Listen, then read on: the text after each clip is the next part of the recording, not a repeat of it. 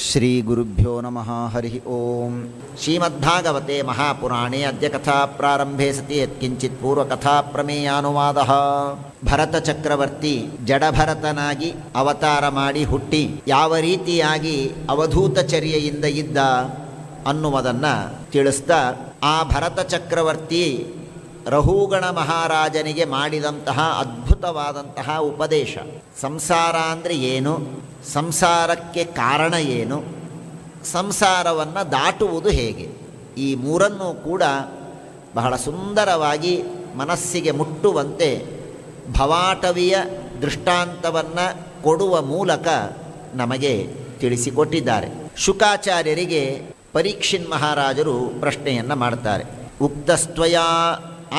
ಉಕ್ತಸ್ತ್ವಯಾ ಭೂಮಂಡಲ ಯಾಮ ವಿಶೇಷ ಯಾವದಾದಿತ್ಯಸ್ತಪತಿ ಯತ್ರ ಚಾಶೌ ಜ್ಯೋತಿಷಾಂ ಗಣೈಶ್ಚಂದ್ರಮಾಸ್ ಸಹ ದೃಶ್ಯತೆ. ಸ್ವಾಮಿ, ಹಿಂದೆ ನೀವು ಹೇಳಬೇಕಾದರೆ ಒಂದು ಮಾತನ್ನು ಹೇಳಿದಿರಿ. ಪ್ರಿಯವ್ರತ ಮಹಾರಾಜ ತನ್ನ ರಥವನ್ನು ಎಲ್ಲ ಕಡೆಗೆ ಸುತ್ತಾಡಿಸಿ ದ್ವೀಪಗಳ ನಿರ್ಮಾಣ ಮಾಡಿದ ಎಂಬುದಾಗಿ ಹೇಳಿದಿರಿ. ಅದಲ್ಲದೇನೆ ಮೇಲೆ ಕಾಣುವಂತಹ ಈ ಏನು ಸೂರ್ಯ ಇದ್ದಾನೆ, ಸೂರ್ಯ, ಈ ಜ್ಯೋತಿರ್ಗಣಗಳು, ಈ ನಕ್ಷತ್ರಗಳು, ಚಂದ್ರ, ಈ ಎಲ್ಲವನ್ನು ನಾವು ತಿಳಿಯಬೇಕು ಅಂತ ಅಪೇಕ್ಷೆ ಇದೆ. ಯಾವುದು, ಅದರ ಹೆಸರೇನು, ಅದು ಎಷ್ಟು ಅಗಲ, ಎಷ್ಟು ಉದ್ದ, ಇವುಗಳನ್ನೆಲ್ಲ ನನಗೆ ತಿಳಿಸಿಕೊಡಿ. ಗುರೋ ಅರ್ಹಸಿ ಅನುವರ್ಣಿತಂ, ನನಗೆ ಉಪದೇಶ ಮಾಡಬೇಕು ತಾವು ಅಂತ ಹೇಳಿದಾಗ ಅವರು ಶುಕಾಚಾರ್ಯರಂತಾರೆ, ನವೈ ಮಹಾರಾಜ ಭಗವತೋ ಮಾಯಾ ಗುಣ ವಿಭೂತೆ ಸ್ಥಾನ ವಿಶೇಷಾಣಾಂ ನಾಮರೂಪತಃ ಕಾಷ್ಠ ಮನಸಾ ಅಧಿಗಂತುಂ ಅಲಂ ವಿಬುಧಾಯುಷ್ಯೇಣಾಪಿ. ನೋಡಪ್ಪ ರಾಜ, ಭಗವಂತ ಮಾಡಿದಂತಹ ಈ ಅದ್ಭುತವಾದ ಸೃಷ್ಟಿ, ಈ ಭೂಗೋಳ ಮತ್ತು ಖಗೋಲಗಳು, ಅದನ್ನು ಪೂರ್ಣವಾಗಿ ಹೇಳಬೇಕು ಅಂತಂದರೆ ಒಬ್ಬ ದೇವತೆಯ ಆಯುಷ್ಯವೂ ಸಾಕಾಗೋದಿಲ್ಲ. ಮನುಷ್ಯಮಾನ ಬಿಟ್ಟು ಬಿಡು, ದೇವತೆಯ ಆಯುಷ್ಯದಿಂದ ಅಷ್ಟು ದೀರ್ಘವಾದ ಆಯುಷ್ಯವನ್ನು ಕೊಟ್ಟರೂ ಕೂಡ ಭಗವಂತ ಮಾಡಿದಂತಹ ಈ ಸೃಷ್ಟಿಯ ಅದ್ಭುತವನ್ನು ಹೇಳೋದಕ್ಕೆ ಸಾಧ್ಯವಿಲ್ಲ. ಆದರೂ ಕೂಡ ಪ್ರಾಧಾನ್ಯೇನ ಕೆಲವನ್ನು ಮಾತ್ರ ನಾನು ಭೂಗೋಳ ಮತ್ತು ಖಗೋಲವನ್ನು ನಾಮರೂಪೆ, ಅವುಗಳ ಹೆಸರು ಎಲ್ಲಿದೆ, ಎಷ್ಟು ಉದ್ದ ಅಗಲಗಳು, ಸಾಮಾನ್ಯವಾಗಿ ನಾನು ಹೇಳೋದಕ್ಕೆ ಪ್ರಯತ್ನವನ್ನು ಮಾಡ್ತೇನೆ. ಯಾಕೆ ಇದನ್ನೆಲ್ಲ ಹೇಳಬೇಕು? ಇಷ್ಟೆಲ್ಲ ಭೂಗೋಳ ಖಗೋಳ ತಗೊಂಡು ಮಾಡೋದೇನಿದೆ ನಮಗೆ ಅಂದರೆ, ಇದಕ್ಕೆ ಎರಡು ಕಾರಣವನ್ನು ಕೊಡ್ತಾನೆ. ಮೊದಲನೆಯದಾಗಿ ಈ ಸಮಸ್ತ ಎರಡನೇ ಸ್ಕಂಧದಲ್ಲಿ ತಿಳಿಸಿದಂತೆ ಪಾತಾಳಮೇತಸ್ಯ ಹಿಪಾದ ಮೂಲಂ, ಪಾತಾಳದಿಂದ ಆರಂಭ ಮಾಡಿಕೊಂಡು ಸಮಗ್ರವಾದಂತಹ ಬ್ರಹ್ಮಾಂಡ ಇದು ಭಗವಂತನ ಒಂದು ಪ್ರತಿಮೆ. ಹಾಗಾಗಿ ಆ ಭಗವಂತನ ಪ್ರತಿಮೆಯ ಬಗ್ಗೆ ತಿಳಿಯಬೇಕು ಅನ್ನುವುದಕ್ಕಾಗಿ ಭೂಗೋಳ ಮತ್ತು ಖಗೋಲಗಳ ವರ್ಣನೆಯನ್ನು ಮಾಡ್ತೇನೆ. ಇದು ಒಂದು. ಇನ್ನೊಂದು ಏನು ಅಂದರೆ, ಟೀಕಾಕೃತ್ಪಾದರು ಹೇಳ್ತಾರೆ, ಭಗವಂತನ ಮಹಿಮೆ ತಿಳಿಯಬೇಕು ಅಂತಾದರೆ ಜಗದಪಿ ತಥಾ ಅವಗಂತವ್ಯಂ, ಜಗತ್ತು ಏನು ಅಂತ ಗೊತ್ತಾಗಬೇಕು. ಜಗತ್ತಿನ ಮಹಿಮೆ ಗೊತ್ತಾದರೆ ಆಗ ಇಂಥ ಜಗತ್ತನ್ನು ಸೃಷ್ಟಿ ಮಾಡಿದವನು ಭಗವಂತ ಅಂತಂದರೆ ಆಗ ಭಗವಂತನ ಮಹಿ ನಮಗೆ ಪೂರ್ಣವಾಗಿ ಅರ್ಥ ಆಗತ್ತೆ. ಇಲ್ಲದೇ ಇದ್ದರೆ ಗೊತ್ತೇ ಆಗೋದಿಲ್ಲ. ಒಬ್ಬ ಮಗುವಿಗೆ 5 kg ಎಂದರೂ ಗೊತ್ತಿಲ್ಲ, 50 kg ಎಂದರೂ ಗೊತ್ತಿಲ್ಲ, 100 kg ಎಂದರೂ ಗೊತ್ತಿಲ್ಲ. ಆ ಮಗುವಿನ ಮುಂದೆ ನಾನು 100 kg ಎತ್ತಿದ್ದೇನೆ ಅಂದರೆ ಅದಕ್ಕೇನು ಆಶ್ಚರ್ಯವೇ ಅನಿಸೋದಿಲ್ಲ. ಯಾಕೆ ಅಂದರೆ 100 kg ಅಂದರೆ ಏನು ಅನ್ನೋದೇ ಗೊತ್ತಿಲ್ಲ ಆ ಮಗುವಿಗೆ. ಹಾಗೆ ಭಗವಂತ ಜಗತ್ತಿನ ಸೃಷ್ಟಿಯನ್ನು ಮಾಡಿದ್ದಾನೆ ಅಂತ ಹೇಳಿದರೆ ಜಗತ್ತು ಏನು ಅಂತೇ ಗೊತ್ತಿಲ್ಲದೆ ಇದ್ದ ನಮಗೆ ಆ ಭಗವಂತ ಜಗತ್ತಿನ ಸೃಷ್ಟಿ ಮಾಡಿದ್ದು ಅದ್ಭುತ, ಅದು ಅವನ ಮಹಿಮೆ ಅಂತ ಅರ್ಥವೇ ಆಗೋದಿಲ್ಲ. ಹಾಗಾಗಿ ಜಗತ್ತನ್ನು ತಿಳಿಯಬೇಕು ಅನ್ನುವುದಕ್ಕಾಗಿ ಭೂಗೋಳ ಮತ್ತು ಖಗೋಳಗಳನ್ನು ತಿಳಿಸಿಕೊಡ್ತಾ ಇದ್ದಾರೆ. ಇಲ್ಲಿ ಪ್ರಾರಂಭದಲ್ಲಿ ನಾನು ಒಂದು ಮಾತನ್ನು ಹೇಳೋದಕ್ಕೆ ಅಪೇಕ್ಷೆ ಪಡ್ತೇನೆ. ಈ ಭೂಗೋಳ ಮತ್ತು ಖಗೋಲಗಳು ಭಾಗವತದಲ್ಲಿ ಹೇಳಿದಂತಹ ಈ ಏನೆಲ್ಲ ಪರಿಣಾಮಗಳು, ಪರಿಮಾಣಗಳು ಎಲ್ಲ ಇದೆ, ಇದು ಬಹಳ ಕಠಿಣವಾದದ್ದು, ಜಟಿಲವಾದದ್ದು. ವ್ಯಾಖ್ಯಾನಕಾರರು, ಅನೇಕ ಟೀಕಾ ಟಿಪ್ಪಣಿಕಾರರು ಬೇಕಾದಷ್ಟು ಇದನ್ನು ತಿಳಿಸಿದ್ದಾರೆ. ಶ್ರೀಮದಾಚಾರ್ಯರು ಅನೇಕ ನಿರ್ಣಯಗಳನ್ನು ಮಾಡಿದ್ದಾರೆ. ಅಷ್ಟಿದ್ದರೂ ಕೂಡ, ಅವುಗಳ ಸಹಾಯ ಇದ್ದರೂ ಕೂಡ ಯಥಾವತ್ತಾಗಿ ಅದನ್ನು ಪೂರ್ಣವಾಗಿ ತಿಳಿಯೋದು ಕಷ್ಟ. ಅನೇಕ ದೊಡ್ಡ ದೊಡ್ಡ ವಿದ್ವಾಂಸರಿಗೆ ಅರ್ಥ ಆಗಿದೆ, ಇಲ್ಲ ಅಂತಲ್ಲ. ನನ್ನ ಮಟ್ಟಿಗೆ ಅದು ಪೂರ್ಣವಾಗಿ ಅರ್ಥವಾಗುವುದು ಕಷ್ಟ, ಅರ್ಥವಾಗಿಲ್ಲ. ಹಾಗಾಗಿ ಇಲ್ಲಿ ಬರುವ ಎಲ್ಲ ವಿಷಯವನ್ನು ನಾನು ಹೇಳೋದಕ್ಕೆ ಹೋಗೋದಿಲ್ಲ.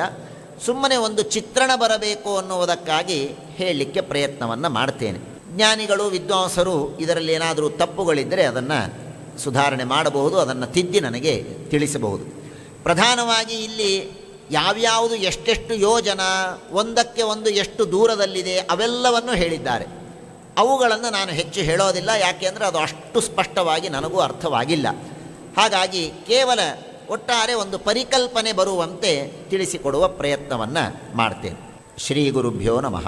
ಒಟ್ಟಾರೆ ಈ ಭೂಮಿಯಲ್ಲಿ 7 ದ್ವೀಪಗಳು ಇವೆ. ಜಂಬೂದ್ವೀಪ, ಪ್ಲಕ್ಷದ್ವೀಪ, ಶಾಲ್ಮಲಿ ದ್ವೀಪ, ಕುಶದ್ವೀಪ, ಕ್ರೌಂಚದ್ವೀಪ, ಶಾಕದ್ವೀಪ, ಪುಷ್ಕರ ದ್ವೀಪ ಎಂಬುದಾಗಿ 7 ದ್ವೀಪಗಳು ಇವೆ. ಈ ಜಂಬೂದ್ವೀಪದಲ್ಲಿ ಮತ್ತೆ ಸಣ್ಣ 8 ಉಪದ್ವೀಪಗಳು ಇವೆ. ಸ್ವರ್ಣಪ್ರಸ್ಥ, ಚಂದ್ರಶುಕ್ಲ, ಆವರ್ತನ, ರಮಣಕ, ಮಂದಹಾರ, ಪಾಂಚಜನ್ಯ, ಸಿಂಹಳ, ಲಂಕಾ ಎಂಬುದಾಗಿ 8 ಉಪದ್ವೀಪಗಳು ಇವೆ ಅಂತ ಹೇಳ್ತಾರೆ. ಇದು ಇಲ್ಲಿ ಕಥೆ ಕಡಿಮೆ. ಹಿಸ್ಟ್ರಿ ಮತ್ತು ಲಿಟ್ರೇಚರ್ ಸ್ಟೂಡೆಂಟು ಇದ್ದಕ್ಕಿದ್ದ ಹಾಗೆ ಫಿಸಿಕ್ಸಿಗೆ ಬಂದರೆ ಹೇಗಾಗತ್ತೋ ಹಾಗೆ ಅನಿಸತ್ತೆ.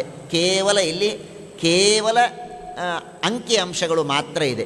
ಆದರೆ ಭಕ್ತಿಯಿಂದ ಕೇಳಿ, ಆ ಲೋಕಗಳ ಸ್ಮರಣೆ ಮಾಡಿದರೆ ಸಾಕು, ಪುಣ್ಯ ಇದೆ. ಹಾಗಾಗಿ ಭಕ್ತಿಯಿಂದ ಕೇಳುವ ಪ್ರಯತ್ನವನ್ನು ಮಾಡೋಣ. ನಾನು ವೇಗವಾಗಿ ಹೇಳ್ತೇನೆ. ಇಷ್ಟು ದ್ವೀಪಗಳು ಇದೆ. ಈಗ ಮೊದಲು ಜಂಬೂದ್ವೀಪದ ಬಗ್ಗೆ ವಿವರಣೆಯನ್ನು ಕೊಡ್ತಾ ಹೋಗ್ತಾರೆ. ಈ ಜಂಬೂದ್ವೀಪ ಸುಮ್ಮನೆ ಒಂದು ಕಲ್ಪನೆ ಮಾಡಿಕೊಳ್ಳಿ. ಸುಮ್ಮನೆ ಕಲ್ಪನೆ ಮಾಡಿಕೊಳ್ಳುವುದಕ್ಕೆ ದೊಡ್ಡದಾದ ಒಂದು ಕಮಲ ಇದೆ, ಭಾರೀ ದೊಡ್ಡದಾದ ಕಮಲ ಇದೆ ಅಂತಾದರೆ ಆ ಕಮಲದ ಮಧ್ಯಭಾಗದಲ್ಲಿ ಇದ್ದದ್ದೇನೆ ಈ ಜಂಬೂದ್ವೀಪ. ಜಂಬೂದ್ವೀಪ ಮಧ್ಯದಲ್ಲಿ ಇದೆ. ಒಟ್ಟು ಹೇಗೆ ಈ ದ್ವೀಪಗಳ ಕಲ್ಪನೆ ಅಂದರೆ, ಮಧ್ಯದಲ್ಲಿ ಒಂದು ಜಂಬೂದ್ವೀಪ, ಜಂಬೂದ್ವೀಪ ಆದ ಮೇಲೆ ಒಂದು ಸರೋವರ, ಒಂದು ಸಮುದ್ರ, ಆ ಸಮುದ್ರದ ಹೊರಗೆ ಮತ್ತೊಂದು ದ್ವೀಪ, ಅದಕ್ಕೆ ಮತ್ತೊಂದು ಸಮುದ್ರ, ಅದರ ಹೊರಗೆ ಮತ್ತೊಂದು ದ್ವೀಪ, ಅದರ ಹೊರಗೆ ಮತ್ತೊಂದು ಸಮುದ್ರ. ಹೀಗೆ ಇದರ ಪರಿಕಲ್ಪನೆಯನ್ನು ಭಾಗವತ ನಮಗೆ ಕೊಡುತ್ತೆ. ಹಾಗಾಗಿ ಮಧ್ಯದಲ್ಲಿ ಜಂಬೂದ್ವೀಪ ಇದೆ. ಆ ಜಂಬೂದ್ವೀಪ 1,00,000 ಯೋಜನ ವಿಸ್ತೀರ್ಣವಾದದ್ದು ಜಂಬೂದ್ವೀಪ. ಈ ಜಂಬೂದ್ವೀಪದ ರಾಜ ಯಾರು ಅಂದರೆ ಪ್ರಿಯವ್ರತನ ಮಗ ಆಗ್ನೇಧ್ರ. ಅವನು ಈ ಜಂಬೂದ್ವೀಪದ ರಾಜ. ಈ ಜಂಬೂದ್ವೀಪದಲ್ಲಿ 9 ವರ್ಷಗಳು ಇದೆ. ಯಾವುದದು? ಇಲಾವೃತ, ಭದ್ರಾಶ್ವ, ಹರಿ, ಕೇತುಮಾಲ, ರಮ್ಯಕ, ಹಿರಣ್ಮಯ, ಉತ್ತರ ಕುರು, ಕಿಂಪುರುಷ, ಭಾರತ. ಹೀಗೆ 9 ವರ್ಷಗಳು ಇದೆ. ಇದರಲ್ಲಿ ಭದ್ರಾಶ್ವ ಮತ್ತು ಕೇತುಮಾಲ ಎಂಬ 2 ವರ್ಷಗಳು ಮಾತ್ರ 31,000 ಯೋಜನ ವಿಸ್ತೀರ್ಣವಾದದ್ದು. ಉಳಿದೆಲ್ಲ 7 ವರ್ಷಗಳು 9,000 ಯೋಜನ ವಿಸ್ತೀರ್ಣವಾದದ್ದು. ಈ ಇಲಾವೃತ ಎಂಬಂತಹ ಏನು ವರ್ಷ ಇದೆ, ಇದರ ಮಧ್ಯದಲ್ಲಿ ಮೇರು ಪರ್ವತ ಇದೆ ಅಂತ ಹೇಳ್ತಾನೆ. ಆ ಮೇರು ಪರ್ವತ ಹೇಗಿದೆ? 1,00,000 ಯೋಜನ ಒಟ್ಟಾರೆ ಅದರ ಎತ್ತರ. 1,00,000 ಯೋಜನ ಎತ್ತರವಾದದ್ದು ಮೇರು ಪರ್ವತ. ಬಂಗಾರದ ಪರ್ವತ, ಭಾರೀ ಬಂಗಾರದಂತೆ ಹೊಳೆಯುವಂತಹ ಪರ್ವತ ಮೇರು ಪರ್ವತ. ಆ 1,00,000 ಯೋಜನದಲ್ಲಿ ನಮ್ಮ ಕಣ್ಣಿಗೆ ಕಾಣೋದು 84,000 ಯೋಜನ ಮಾತ್ರ ಕಣ್ಣಿಗೆ ಕಾಣುತ್ತೆ. ಇನ್ನು 16,000 ಯೋಜನ ಭೂಮಿಯಲ್ಲಿ ಅದು ಹೋಗಿದೆ. ಅದು ಗ್ರಿಪ್ಪಿಗಾಗಿ ಕೆಳಗೆ ಭೂಮಿಯಲ್ಲಿ ಇದೆ. ಹೀಗೆ ಈ ಮೇರು ಪರ್ವತದ ಮೇಲ್ಭಾಗದ ಸುತ್ತಳತೆ 32,000 ಯೋಜನ, ಕೆಳಭಾಗದ ಸುತ್ತಳತೆ 16,000 ಯೋಜನ. ಇದನ್ನು ಕುಲಗಿರಿ ರಾಜ ಅಂತ ಭಾಗವತ ಕರೆದಿದೆ. ಕುಲಗಿರಿಗಳು ಅಂತ ಇದೆ. ಯಾವುದು ಅಂತ ಹೇಳ್ತಾರೆ? ಮಹೇಂದ್ರ ಪರ್ವತ, ಮಲಯ ಪರ್ವತ, ಸಹ್ಯ ಪರ್ವತ, ಶಕ್ತಿಮಾನ್ ಎನ್ನುವ ಪರ್ವತ, ವೃಕ್ಷ ಪರ್ವತ, ವಿಂಧ್ಯ, ಪಾರಿಯಾತ್ರ. ಹೀಗೆ ಈ 7 ಕುಲಪರ್ವತಗಳು ಅಂತ, ಕುಲಾದ್ರಿ ಅಥವಾ ಕುಲಪರ್ವತ ಅಂತ ಕರೀತಾರೆ. ಇವುಗಳಿಗೆ ರಾಜ ಆ ಮೇರು ಪರ್ವತ.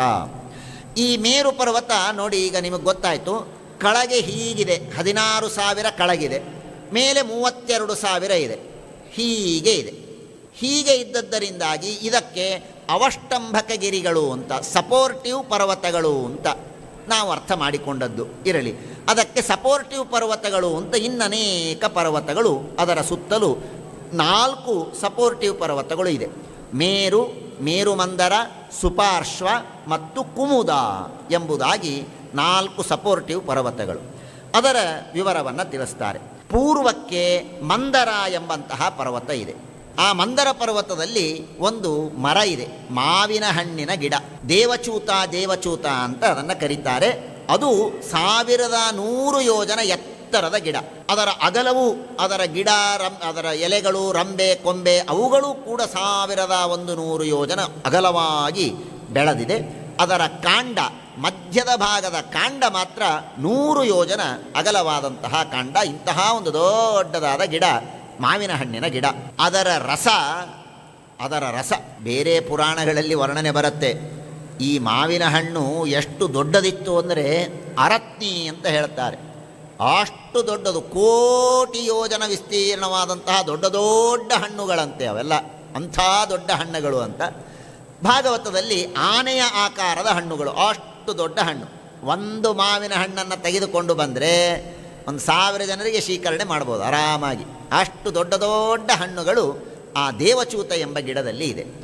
ಆ ದೇವಚೂತ ಗಿಡದಿಂದ ಆ ಮಾವಿನ ಹಣ್ಣು ಕೆಳಗೆ ಬಿದ್ದರೆ ದೊಡ್ಡ ನದಿ ಹರಿಯುತ್ತೆ. ಅರುಣೋದ ಅಂತ ಆ ನದಿಯ ಹೆಸರು. ಆ ಅರುಣೋದ ಎಂಬಂತಹ ನದಿಯಲ್ಲಿ ಹರಿಯುತ್ತೆ. ಆ ನದಿಯಲ್ಲಿ ಸ್ನಾನ ಮಾಡೋರು ಯಾರು ಗೊತ್ತಾ?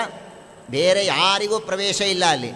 ಪಾರ್ವತಿಯ ಅನುಚರಿಯರು, ಪಾರ್ವತಿಯ ಸೇವಕಿಯರು ಮಾತ್ರ ಅಲ್ಲಿ ಸ್ನಾನ ಮಾಡಬಹುದಂತೆ. ಅಂಥ ಒಂದು ಸೀಕ್ರೆಟ್ ಆದಂತಹ ನದಿ ಅದು. ಅಲ್ಲಿ ಹಾಲಿನ ಒಂದು ಸರೋವರವೂ ಇದೆ. ಹಾಲಿನ ಸರೋವರ, ನಂದನ ಎಂಬಂತಹ ಉದ್ಯಾನವನ ಇದೆ. ಈ ಪರ್ವತದ ಹೊರಗೆ ಜಠರ, ದೇವಕೂಟ ಅಂತ 2 ಚಿಕ್ಕ ಪರ್ವತಗಳು ಇದೆ ಅಂತ ತಿಳಿಸಿಕೊಡುತ್ತಾರೆ. ಆಮೇಲೆ ದಕ್ಷಿಣಕ್ಕೆ ಮತ್ತೊಂದು ಪರ್ವತ ಮೇರುಮಂದರ ಅಂತ ಪರ್ವತ. ಈ ಮೇರುಮಂದರ ಪರ್ವತದಲ್ಲಿ ಜಂಬೂ ವೃಕ್ಷ, ನೇರಳೆ ಹಣ್ಣಿನ ಒಂದು ದೊಡ್ಡದಾದ ಗಿಡ ಇದೆ. ಆ ನೇರಳೆ ಹಣ್ಣು ಹೇಗೆ, ಅದು ಅಷ್ಟೇ ಆನೆಯ ಆಕಾರದ ನೇರಳೆ ಹಣ್ಣು. ಅದರ ರಸ ಕೆಳಗೆ ಬೀಳತ್ತೆ ಮೇಲಿನಿಂದ. ಯೋಚನೆ ಮಾಡಿ, ಅಷ್ಟು ಎತ್ತರದಿಂದ ಹಣ್ಣು ಕೆಳಗೆ ಬಿದ್ದರೆ ಏನಾಗತ್ತೆ? ಒಂದು ಮಾತನ್ನು ಹೇಳ್ತಾರೆ. ಇವತ್ತು ನಾವೇನು ಸೀಡ್ಲೆಸ್ ಅಂತಂತೀವಲ್ಲ, ಭಾಗವತದಲ್ಲಿ ಆ ಮಾತನ್ನು ಹೇಳ್ತಾರೆ. ಆ ಹಣ್ಣುಗಳು ಎಲ್ಲವೂ ಕೂಡ ಬೀಜ ಇಲ್ಲದ ಹಣ್ಣುಗಳು,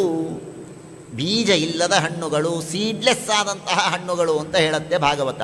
ಅಂಥ ಹಣ್ಣುಗಳು, ಆ ಹಣ್ಣುಗಳು ಕೆಳಗೆ ಬೀಳತ್ತೆ. ಕೆಳಗೆ ಬಿದ್ದು ಏನು ವಿಚಿತ್ರ ಅಂದರೆ, ಆ ಹಣ್ಣು ಕೆಳಗೆ ಬೀಳತ್ತೆ. ಆ ನೇರಳೆ ಹಣ್ಣಿನ ರಸ ಹಾಗೂ ಅಲ್ಲಿ ಕೆಳಗಿರುವ ಮಣ್ಣು ಮತ್ತು ಗಾಳಿ ಎಲ್ಲ ಸೇರಿ ಅದು ಬಂಗಾರ ಆಗಿಬಿಡುತ್ತೆ. ಒಳ್ಳೆ ಶುದ್ಧವಾದ ಚಿನ್ನ, ಜಾಂಬೂನದ ಅಂತ ಕರೀತಾರೆ. ಜಾಂಬೂನದಾಂಬರಂ, ಭಗವಂತನ ವರ್ಣನೆಯನ್ನು ಮಾಡಬೇಕಾದ್ರೆ ಕೇಳ್ತೇವಲ್ಲ, ಹಾಗೆ ಅದನ್ನು ಜಾಂಬೂನದ ಅಂತ ಕರೀತಾರೆ. ಅದು ಬಂಗಾರ, ದೇವತೆಗಳು ಉಪಯೋಗಿಸುವಂತಹ ಬಂಗಾರ, ಅದು ಜಾಂಬೂನದ. ಅದು ಅಲ್ಲಿ ನಿರ್ಮಾಣವಾಗತ್ತೆ. ಜೇನುತುಪ್ಪದ ಸರೋವರ ಇದೆ. ಚೈತ್ರರಥ ಅಂತ ಒಂದು ಉದ್ಯಾನ ಇದೆ. ಅದರ ಹೊರಗೆ ಕೈಲಾಸ, ಕರವೀರ ಅಂತ 2 ಚಿಕ್ಕ ಪರ್ವತಗಳು ಇದೆ. ಪಶ್ಚಿಮಕ್ಕೆ ಸುಪಾರ್ಶ್ವ ಎಂಬಂತಹ ಒಂದು ಪರ್ವತ. ಅದರಲ್ಲಿ ಕದಂಬ ವೃಕ್ಷ. ಆ ಕದಂಬ ವೃಕ್ಷ ಭಾಗವತದಲ್ಲಿ ನಾವು ಕೇಳ್ತೇವೆ. ಕದಂಬ ವೃಕ್ಷದ ಕಥೆಯನ್ನು ಕೇಳ್ತೇವೆ. ಭಾರೀ ಸುವಾಸನೆ ಬರ್ತಾ ಇತ್ತು, ಅದನ್ನು ತಿನ್ನಬೇಕು ಅಂತ ಅಪೇಕ್ಷೆ ಪಟ್ಟರು. ಕೃಷ್ಣ ಹೋಗಿ ಎಲ್ಲವನ್ನು ಕೊಟ್ಟ ಅಂತ ನಾವು ಕೇಳ್ತೇವಲ್ಲ, ಹಾಗೆ ಕದಂಬ ವೃಕ್ಷ ಭಾರೀ ಸುವಾಸನೆಯುಕ್ತವಾದಂತಹ ವೃಕ್ಷ ಅದು. ಅದರ ರಸ ಮೇಲಿಂದ ಸೋರಬೇಕು. ಸೋರಿದರೆ ಹೇಗೆ ಸೋರುತ್ತೆ ಅಂದರೆ 5 ಅಡಿ ದಪ್ಪ ಅಂತೆ. ಅದರ ರಸವೇ 5 ಅಡಿ ದಪ್ಪದ ದೊಡ್ಡದಾದಂತಹ, ನಾವು ನಲ್ಲಿ ಬಿಟ್ಟರೆ ಎಷ್ಟು ಬರುತ್ತೆ? 1 ಇಂಚಿನ ನಲ್ಲಿ, 1/2 ಇಂಚಿನಲ್ಲಿ ಅಂತಂತೇವಲ್ಲ, ಹಾಗೆ ಇದು 1-2 ಇಂಚು, 60 ಇಂಚಿನ ನಲ್ಲಿ ಇದು. ಆ 60 ಇಂಚಿನ ನಲ್ಲಿಯಿಂದ ನೀರು ಫೋರ್ಸಾಗಿ ಬಿದ್ದರೆ ಹೇಗಾಗಬೇಕೋ ಹಾಗೆ ರಸ ಬೀಳತ್ತೆ ಆ ಕದಂಬ ವೃಕ್ಷದಿಂದ. ಆ ಕದಂಬ ವೃಕ್ಷದ ಹಣ್ಣನ್ನು ಯಾರಾದರೂ ಬಾಯಲ್ಲಿ ಹಾಕ್ಕೊಂಡ್ರೆ ಅವರ ಬಾಯಿಯಿಂದ ವಾಸನೆ 100 ಯೋಜನದವರೆಗೆ ವಾಸನೆ ಬರಬೇಕು. ಅಂತಹ ಸುಗಂಧವಾದಂತಹ ವೃಕ್ಷ. ಅಲ್ಲಿ ಇಕ್ಷುರಸ, ಕಬ್ಬಿನ ಹಾಲು, ಕಬ್ಬಿನ ರಸದ ಒಂದು ಸರೋವರ ಅಲ್ಲಿ ಇದೆ. ವೈಭ್ರಾಜಕ ಅಂತ ಉದ್ಯಾನವನ ಅಲ್ಲಿದೆ. ಅದರ ಹೊರಗೆ ಪವನ, ಪಾರಿಯಾತ್ರ ಎಂಬಂತಹ ಚಿಕ್ಕ ಪರ್ವತಗಳು ಅಲ್ಲಿ ಇದೆ. ಉತ್ತರಕ್ಕೆ ಕುಮುದ ಎಂಬಂತಹ ಪರ್ವತ, ಅಲ್ಲಿ ನೆಗ್ರೋಧ ಆಲದ ಗಿಡ, ದೊಡ್ಡದಾದಂತಹ ಆಲದ ಗಿಡ ಇದೆ.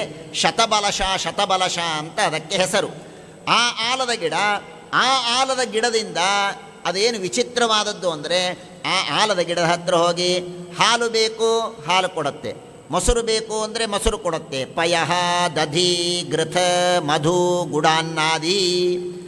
ಏನು ಬೇಕೋ, ನನಗೆ ಸ್ವಲ್ಪ ಹಸಿವಾಗಿದೆ, ನೀರು ಬೇಕು, ನೀರು ಕೊಡುತ್ತೆ. ಇಲ್ಲ ನನಗೇನೋ ಸಿಹಿ ಬೇಕು, ಗುಡಾನ್ನ, ಒಳ್ಳೆ ಭಾರಿ ಅನ್ನ ಬರುತ್ತೆ, ಪಾಯಸ ಬರುತ್ತೆ.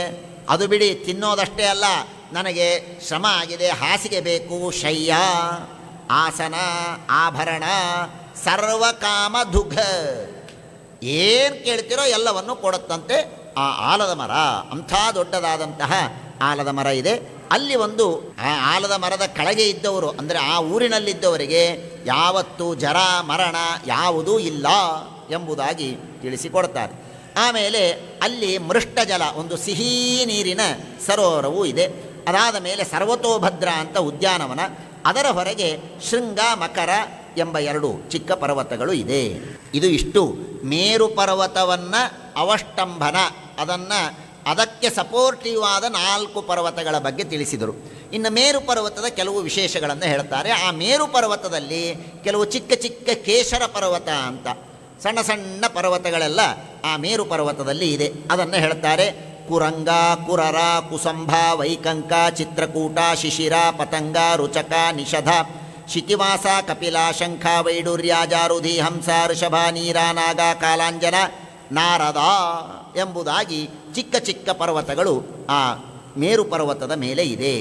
ಆ ಮೇರು ಪರ್ವತದ ಮಧ್ಯದಲ್ಲಿ ಬ್ರಹ್ಮದೇವರ ಊರು, ಭಾರೀ ಸುಂದರವಾದಂತಹ ಸುವರ್ಣಮಯವಾದಂತಹ ಊರು. ಅದನ್ನು ಶತಕೋಟಿ ಎಂಬುದಾಗಿ ಕರೀತಾರೆ, ಅಥವಾ ಮನೋವತಿ ಅಂತೂ ಬೇರೆ ಪುರಾಣಗಳಲ್ಲಿ ಕರೆದಿದೆ. ಇರಲಿ, ಶತಕೋಟಿ ಅಂತ ಬ್ರಹ್ಮದೇವರ ಊರಿಗೆ ಹೆಸರು.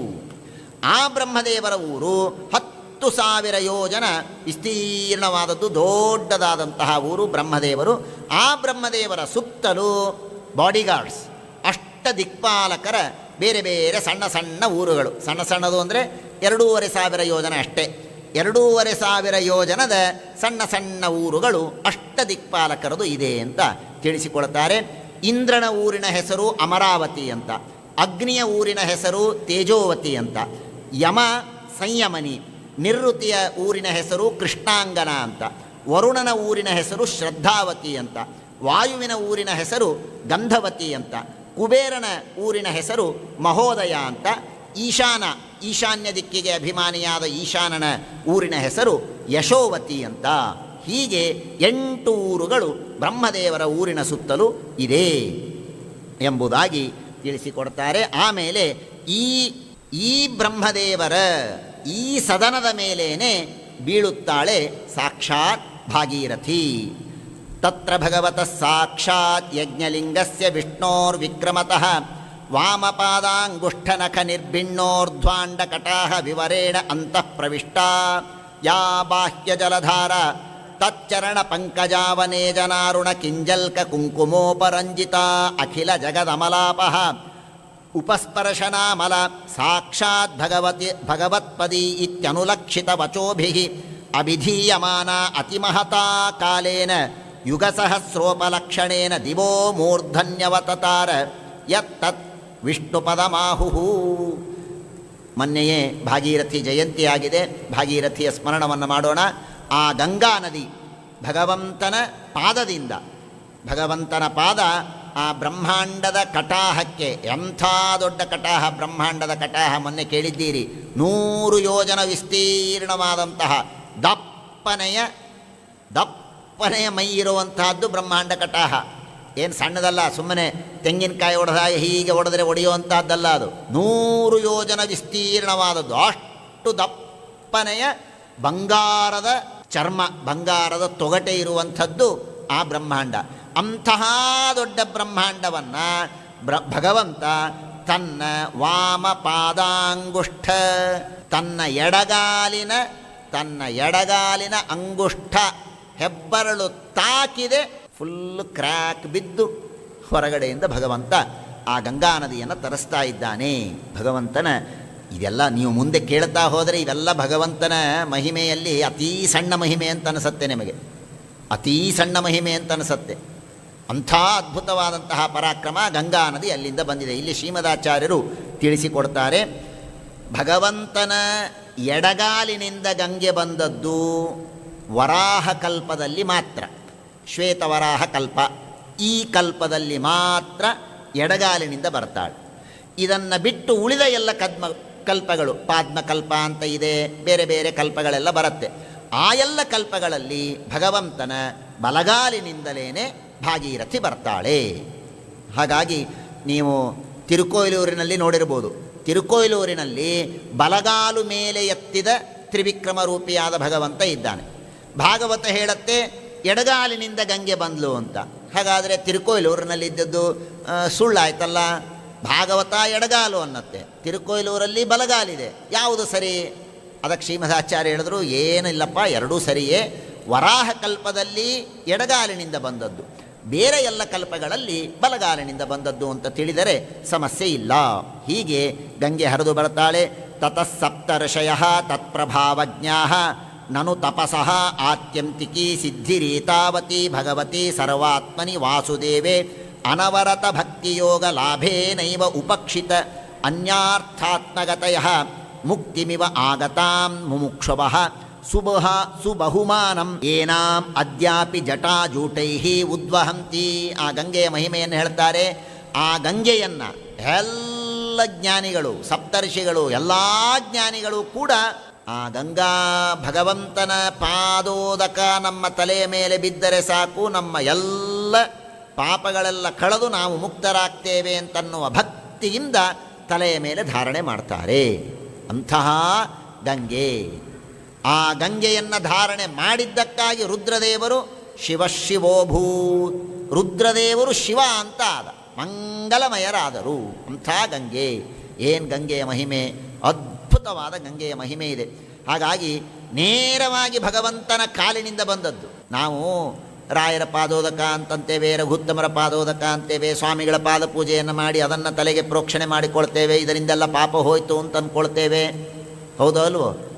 ಹಾಗಾದರೆ ಇದನ್ನು ಯೋಚನೆ ಮಾಡಿ, ಸ್ವಾಮಿಗಳು, ರಘುತ್ತಮರು, ರಾಯರು ಎಲ್ಲಿ, ದೇವರೆಲ್ಲಿ? ದೇವರೆಲ್ಲಿ? ಆ ದೇವರ ಪಾದೋದಕಕ್ಕೆ ಏನಾದರೂ ಬೆಲೆ ಕಟ್ಟೋದಕ್ಕೆ ಸಾಧ್ಯವಿದೆಯಾ? ಏನಾದರೂ ಬೆಲೆ ಕಟ್ಟೋದಕ್ಕೆ ಸಾಧ್ಯವಿದೆಯಾ? ಸ್ವಾಮಿಗಳನ್ನು ಮನೆಗೆ ಕರೆದು ಪಾದಪೂಜೆ ಮಾಡ್ತೇವೆ, ಪಾದಪೂಜೆ ಮಾಡಿದಾಗ 1000 ರೂಪಾಯಿ, 5000 ರೂಪಾಯಿ, 20,000 ನಮ್ಮ ಯೋಗ್ಯತೆಗೆ ತಕ್ಕಂತೆ ಅವರ ಮುಂದೆ ಕಾಣಿಕೆಯನ್ನು ಇಡ್ತೇವೆ, ಪಾದಪೂಜೆಯ ಕಾಣಿಕೆ. ತ್ರಿವಿಕ್ರಮ ರೂಪಿಯಾದ ಭಗವಂತನ ಪಾದ ಪೂಜೆಯನ್ನು ಮಾಡಬೇಕಾದ್ರೆ ಏನು ಕಾಣಿಕೆ ಇಡಬಹುದು ನಾವು? ಏನು ಕಾಣಿಕೆ ಇಡೋದಕ್ಕೆ ಸಾಧ್ಯ? ಬ್ರಹ್ಮದೇವರು ಇಡುತ್ತಾರೆ, ಬ್ರಹ್ಮದೇವರು ಇಡುತ್ತಾರೆ. ಬ್ರಹ್ಮದೇವರಿಟ್ಟರು ಅದು ಸರಿತೂಕ ಅಂತಲ್ಲ, ಮ್ಯಾಕ್ಸಿಮಮ್ ಇಡಬಹುದಾದವರು ಬ್ರಹ್ಮದೇವರು. ಹಾಗಾಗಿ ಆ ಭಗವಂತನ ಪಾದ ಗಂಗೆ ಬಂದರೆ ಬ್ರಹ್ಮದೇವರು, ಸಾಕ್ಷಾತ್ ಬ್ರಹ್ಮದೇವರು ಆ ಪಾದವನ್ನು ತೊಳೆದು ಅದನ್ನು ತಾವು ಧಾರಣೆ ಮಾಡ್ತಾರೆ ಎಂಬುದಾಗಿ ಕೇಳ್ತೇನೆ. ಇದೇ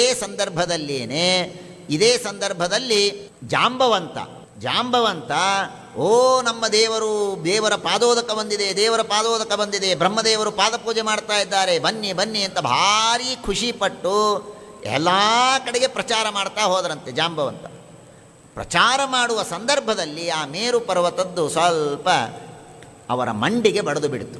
ಮಂಡಿಗೆ ಬಡದದ್ದರಿಂದ ಅವತ್ತೇನು ಫ್ರ್ಯಾಕ್ಚರ್ ಆಯಿತೋ ಅದು ಕಮ್ಮಿನೇ ಆಗಲಿಲ್ಲ ಜಾಂಬವಂತನಿಗೆ. ಹೀಗಾಗಿ ಜಾಂಬವಂತ ಹೇಳ್ತಾನೆ, ನಾನು 100 ಯೋಜನ ಸಮುದ್ರವನ್ನು ದಾಟಲಿಕ್ಕಾಗೋದಿಲ್ಲ.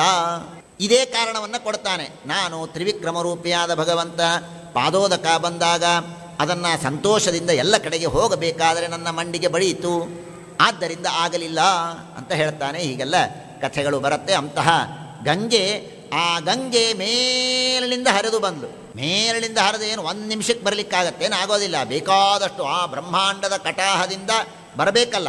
ಮೇರು ಪರ್ವತದವರೆಗೆ ಬಂತು. ಮೇರು ಪರ್ವತದಕ್ಕೆ ಬಂದು ಈ ಬ್ರಹ್ಮದೇವರ ಸದನದ ಮೇಲೆ ಬಿದ್ದು ಬ್ರಹ್ಮದೇವರು ಅದನ್ನು ಪ್ರೋಕ್ಷಣೆ ಮಾಡಿಕೊಂಡರು. ಅಲ್ಲಿಂದ ಅದು 4 ಭಾಗವಾಗಿ ಹರಿಯತ್ತೆ ಎಂಬುದಾಗಿ ತಿಳಿಸಿಕೊಡ್ತಾರೆ. ಸೀತಾ, ಚಕ್ಷು, ಭದ್ರ, ಅಲಕನಂದ ಅಂತ 4 ಹೆಸರುಗಳಿಂದ 4 ದಿಕ್ಕಿಗೆ ಹರಿಯತ್ತೆ. ಪೂರ್ವ ದಿಕ್ಕಿಗೆ ಸೀತಾ ಎಂಬ ಹೆಸರು. ಅದು ಗಂಧಮಾದನ ಪರ್ವತದ ಮೇಲೆ ಬಿದ್ದು ಭದ್ರಾಶ್ವ ಅಂತನ್ನುವ ವರ್ಷ ಅಲ್ಲಿ ಹರಿದು ಲವಣ ಸಮುದ್ರವನ್ನು ಸೇರಿಕೊಳ್ಳುತ್ತೆ. ಪಶ್ಚಿಮದಲ್ಲಿ ಚಕ್ಷು ಅಂತ ಹೆಸರಿನಿಂದ ಮಾಲ್ಯವಾನ್ ಎಂಬ ಪರ್ವತದ ಮೇಲೆ ಬಿದ್ದು ಅಲ್ಲಿಂದ ಕೇತುಮಾಲಾ ವರ್ಷದಲ್ಲಿ ಹೋಗಿ ಸಮುದ್ರವನ್ನು ಸೇರಿಕೊಳ್ಳುತ್ತೆ. ಉತ್ತರ ದಿಕ್ಕಿನಲ್ಲಿ ಭದ್ರಾ ಎಂಬ ಹೆಸರಿನಿಂದ ಅಲ್ಲಿ ಶೃಂಗವಾನ್ ಎಂಬ ಪರ್ವತದ ಮೇಲೆ ಬಿದ್ದು ಉತ್ತರ ಕುರು ವರ್ಷದಲ್ಲಿ ಹರಿದು ಅಲ್ಲಿಂದ ಲವಣ ಸಮುದ್ರವನ್ನು ಸೇರಿಕೊಳ್ಳುತ್ತೆ. ಹೀಗೆ ಅಲ್ಲಾಗತ್ತೆ. ದಕ್ಷಿಣದಲ್ಲಿ ಅಲಕನಂದ, ಅಲಕನಂದ ಎಂಬ ಹೆಸರಿನಿಂದ ಹಿಮಾಲಯದ ಮೇಲೆ ಬಿದ್ದು ಭಾರತ ವರ್ಷದಲ್ಲಿ ಹರಿದು ಸಮುದ್ರವನ್ನು ಸೇರಿಕೊಳ್ಳುತ್ತೆ ಎಂಬುದಾಗಿ ತಿಳಿಸಿಕೊಡ್ತಾರೆ. ಮುಂದೆ ಮತ್ತೆ ಹೇಳ್ತಾರೆ, ಹೀಗೆ ಅನ್ನೇ ನದಾ ನದ್ಯಶ್ಚ ವರ್ಷೇ ವರ್ಷೇ ಸಂತಿ ಮೇರ್ವಾದಿ ಗಿರಿದುಹಿತರಃ ಎಂಬುದಾಗಿ ತಿಳಿಸಿಕೊಡ್ತಾರೆ. ಇದಾದ ಮೇಲೆ ಇನ್ನು ಉಳಿದ ಇದು ಇಲಾವೃತ ಜಂಬೂದ್ವೀಪ. ಜಂಬೂದ್ವೀಪದಲ್ಲಿ 9 ವರ್ಷಗಳು, ಅದರಲ್ಲಿರುವ 1 ವರ್ಷ ಇಲಾವೃತ, ಅದರ ಬಗ್ಗೆ ತಿಳಿಸಿಕೊಟ್ರು. ಇನ್ನು ಉಳಿದ ಎಲ್ಲ ವರ್ಷಗಳ ಬಗ್ಗೆ ಸಂಕ್ಷೇಪದಲ್ಲಿ ಹೇಳ್ತಾರೆ. ಇಲಾವೃತದ ಉತ್ತರಕ್ಕೆ ಇದು ಹೇಗಿದೆ, ವರ್ಷ ಹೇಗೆ, ಕಾನ್ಸೆಪ್ಟ್ ಹೇಗಿದೆ ಅಂದರೆ, ಮಧ್ಯದಲ್ಲಿ ಒಂದು ವರ್ಷ ಅಂದರೆ ದೇಶ ಅಂತ ಅಂದ್ಕೊಂಬಿಡಿ. ಮಧ್ಯದಲ್ಲಿ ಒಂದು ದೇಶ ಅಥವಾ ಒಂದು ಕಾಂಟಿನೆಂಟ್ ಅಂತ ಅಂದ್ಕೊಳ್ಳಿ. ಮಧ್ಯದಲ್ಲಿ ಒಂದು ದೇಶ, ಅದು ಮುಗಿದ ಮೇಲೆ ಒಂದು ದೊಡ್ಡದಾದ ಪರ್ವತ, ಆ ಪರ್ವತ ಆದ ಮೇಲೆ ಇನ್ನೊಂದು ದೇಶ ಸ್ಟಾರ್ಟ್. ಹೀಗೆ ಈಗ ನಮಗಿದೆಯಲ್ಲ, ನಾವು ಭಾರತದ ಮಧ್ಯದಲ್ಲಿ ಒಂದು ಹಿಮಾಲಯ ಬರುತ್ತೆ. ಹಿಮಾಲಯ ಆದ ಮೇಲೆ ಆ ಕಡೆಗೆ ಮತ್ತೆ ಬೇರೆ ದೇಶ ಪ್ರಾರಂಭ. ಹೇಗೋ ಹಾಗೆ ಈ ಎಲ್ಲ ವರ್ಷಗಳ ಪರಿಕಲ್ಪನೆ ಹಾಗೆ. ಇದನ್ನು ಮರ್ಯಾದಾಗಿರಿ ಅಂತಾರೆ. ಮರ್ಯಾದಾಗಿರಿ ಅಂದರೆ ಬಾರ್ಡರ್ ಮೌಂಟೇನ್ಸ್ ಇವೆಲ್ಲ. ಹಾಗಾಗಿ ಮಧ್ಯದಲ್ಲಿ ಒಂದು ಊರಾದ ಕೂಡಲೇ ಸಮುದ್ರ, ಊರಾದ ಕೂಡಲೇ ಒಂದು ಪರ್ವತ ಆದ ಮೇಲೆ ಮತ್ತೊಂದು ಊರು. ಹೀಗೆ ಕಲ್ಪನೆ ಇದೆ. ಅದನ್ನು ಸಂಕ್ಷೇಪದಲ್ಲಿ ತಿಳಿಯೋಣ. ಇಲಾವೃತದ ಉತ್ತರಕ್ಕೆ ನೀಲ ಅನ್ನುವ ಮರ್ಯಾದಾಗಿರಿ, ಅದಾದ ಮೇಲೆ ರಮ್ಯಕ ವರ್ಷ. ಶ್ವೇತ ಅಂತ ಮತ್ತೊಂದು ಮರ್ಯಾದಾಗಿರಿ, ಅದಾದ ಮೇಲೆ ಹಿರಣ್ಮಯ ವರ್ಷ. ಶೃಂಗವಾನ್ ಅಂತ ಮತ್ತೊಂದು ಮರ್ಯಾದಾಗಿರಿ, ಅದಾದ ಮೇಲೆ ಕುರು ವರ್ಷ. ಇಲಾವೃತದ ದಕ್ಷಿಣಕ್ಕೆ ನಿಷಧ ಅಂತ ಮರ್ಯಾದಾಗಿರಿ, ಅದಾದ ಮೇಲೆ ಹರಿವರ್ಷ. ಹೇಮಕೂಟ ಅಂತ ಮತ್ತೊಂದು ಪರ್ವತ, ಅದಾದ ಮೇಲೆ ಕಿಂಪುರುಷ. ಆಮೇಲೆ ಹಿಮಾಲಯ ಅಂತ ಮರ್ಯಾದಾಗಿರಿ, ಅದಾದ ಮೇಲೆ ಈ ಕಡೆಗೆ ಭಾರತ ವರ್ಷ. ಇಲಾವೃತದ ಪಶ್ಚಿಮಕ್ಕೆ ಮಾಲ್ಯವಾನ್ ಅಂತನ್ನುವ ಮರ್ಯಾದಾಗಿರಿ, ಅದಾದ ಮೇಲೆ ಕೇತುಮಾಲಾ ವರ್ಷ. ಇಲಾವೃತದ ಪೂರ್ವಕ್ಕೆ ಗಂಧಮಾದನ ಅಂತ ಮರ್ಯಾದಾಗಿರಿ, ಅದಾದ ಮೇಲೆ ಭದ್ರಾಶ್ವ ವರ್ಷ. ಇಷ್ಟು ಹೇಳಿ ಒಂದು ಮಾತನ್ನು ಹೇಳ್ತಾರೆ. ಇಷ್ಟೆಲ್ಲ ವರ್ಷಗಳನ್ನು ಹೇಳಿದ್ದೇನೆ, ಆದರೆ ಅತ್ರಾಪಿ ಜಂಬೂದ್ವೀಪೆ ಭಾರತಮೇವ ವರ್ಷಂ ಕರ್ಮಕ್ಷೇತ್ರಂ. ಇಷ್ಟೆಲ್ಲ ಹೇಳಿದ್ನಲ್ಲಪ್ಪ, ಭಾರತ ವರ್ಷ, ಕಿಂಪುರುಷ, ಅದು ಇದು ಅಂತ. ಇದರಲ್ಲಿ ಕರ್ಮಕ್ಷೇತ್ರ, ಮನುಷ್ಯ ಕರ್ಮವನ್ನು ಮಾಡಿ ಸತ್ಕರ್ಮವನ್ನು ಮಾಡಿ ಫಲವನ್ನು ಪಡೆಯುವ ಕ್ಷೇತ್ರ ಯಾವುದಾದರೂ ಇದ್ದರೆ ಅದು ಭಾರತಮೇವ ವರ್ಷಂ, ಭಾರತ ಭೂಮಿ ಮಾತ್ರ. ಉಳಿದದ್ಯಾವುದು ಕರ್ಮಕ್ಷೇತ್ರ ಅಲ್ಲ. ಹಾಗಾದರೆ ಅವೆಲ್ಲ ಯಾಕಿವೆ? ಅಥ ಅನ್ಯಾನಿ 8 ವರ್ಷಾಣಿ ಸ್ವರ್ಗಿಣಾಂ ಪುಣ್ಯಶೇಷ ಭೋಗೋಪಸ್ಥಾನಾನಿ ಭೌಮ ಸ್ವರ್ಗಪದಾನಿ. ಅವೆಲ್ಲವೂ ಏನು ಅಂದರೆ ಭೂಮಿಯಲ್ಲಿರುವ ಸ್ವರ್ಗ. ಏನಾಗತ್ತೆ ಅಂದರೆ, ಸಾಧನೆಯನ್ನು ಮಾಡಿ ಸ್ವರ್ಗಕ್ಕೆ ಹೋಗ್ತಾರಾ, ಪುಣ್ಯವನ್ನು ಪಡೆದು ಸ್ವರ್ಗಕ್ಕೆ ಹೋದ ಮೇಲೆ ಅಲ್ಲಿ ಭೋಗವನ್ನು ಮಾಡ್ತಾರೆ. ಕೆಲವು ಸ್ಪೆಷಲ್ ಪುಣ್ಯಗಳನ್ನು ಮಾಡಿದರೆ ಸ್ವರ್ಗ ಆದ ಮೇಲೆ ಈ ಎಲ್ಲ ಲೋಕಗಳಿಗೆ ಕಳಿಸ್ತಾರೆ. ರಮ್ಯಕ ವರ್ಷ, ಹಿರಣ್ಮಯ ವರ್ಷ, ಈ ಎಲ್ಲ ವರ್ಷಗಳಿಗೆ ಅವರನ್ನು ಕೊಟ್ಟು ಕಳಿಸ್ತಾರೆ. ಹಾಗಾಗಿ ಈ ಎಲ್ಲ ವರ್ಷಗಳು ಭಾರತವೊಂದನ್ನು ಬಿಟ್ಟು ಉಳಿದ ವರ್ಷಗಳು ಕೇವಲ ಭೋಗವನ್ನು ಮಾಡಬಹುದು. ನಮ್ಮ ಪುಣ್ಯ ಇದ್ದರೆ ಆ ಪುಣ್ಯವನ್ನು ಕಳೆದುಕೊಳ್ಳೋದಕ್ಕೆ, ಪುಣ್ಯವನ್ನು ಭೋಗ ಮಾಡೋದಕ್ಕೆ ಅಲ್ಲಿ ಹೋಗಬಹುದೇ ಹೊರತು ಅಲ್ಲಿ ಸಂಧ್ಯಾವಂದನೆ ಮಾಡಬಹುದು. ಆದರೆ ನೀನೇನೋ ಒಂದು ಯಜ್ಞವನ್ನು ಮಾಡ್ತೇನೆ, ಪುಣ್ಯ ಕೊಡು, ಪುಣ್ಯ ಎಲ್ಲ ಕೊಡೋದಿಲ್ಲ. ನಿನಗೆ ಬೇಕು ಅಂದರೆ ಮಾಡಷ್ಟೇ. ಪುಣ್ಯ ಪಾಪಗಳು ಇಲ್ಲ ಅಲ್ಲಿ. ಪುಣ್ಯ ಪಾಪಗಳೇ ಇಲ್ಲದೇ ಇರುವಂತಹ ಕ್ಷೇತ್ರಗಳು, ಆ ಎಲ್ಲ ಕ್ಷೇತ್ರಗಳು ಅಲ್ಲೆಲ್ಲ ಇರುವವರಿಗೆ ಕನಿಷ್ಠ 10,000 ವರ್ಷ ಆಯುಷ್ಯ. ಭಾರತ ವರ್ಷದಲ್ಲಿ 100 ವರ್ಷ ಆಯುಷ್ಯ. ಆದರೆ ಆ ಎಲ್ಲ ವರ್ಷಗಳಲ್ಲಿ 10,000 ವರ್ಷ ಆಯುಷ್ಯ ಇದೆ. ಎಲ್ಲರೂ ನೋಡೋದಕ್ಕೆ ದೇವತೆಗಳಂತೆ ಭಾರೀ ರೂಪ, ಭಾರೀ ಪರಾಕ್ರಮ, ಒಬ್ಬೊಬ್ಬರಿಗೂ ಆನೆಯಷ್ಟು ಶಕ್ತಿ ಇದೆಯಂತೆ. ಅಂತಹ ಕ್ಷೇತ್ರಗಳು, ಆ ಎಲ್ಲ ಕ್ಷೇತ್ರಗಳು ಕೇವಲ ದೇವತೆಗಳು ಮಾತ್ರ ಹೋಗುವಂತಹ ಪ್ರದೇಶಗಳು ಅವೆಲ್ಲವೂ ಎಂಬುದಾಗಿ ತಿಳಿಸಿಕೊಡ್ತಾರೆ.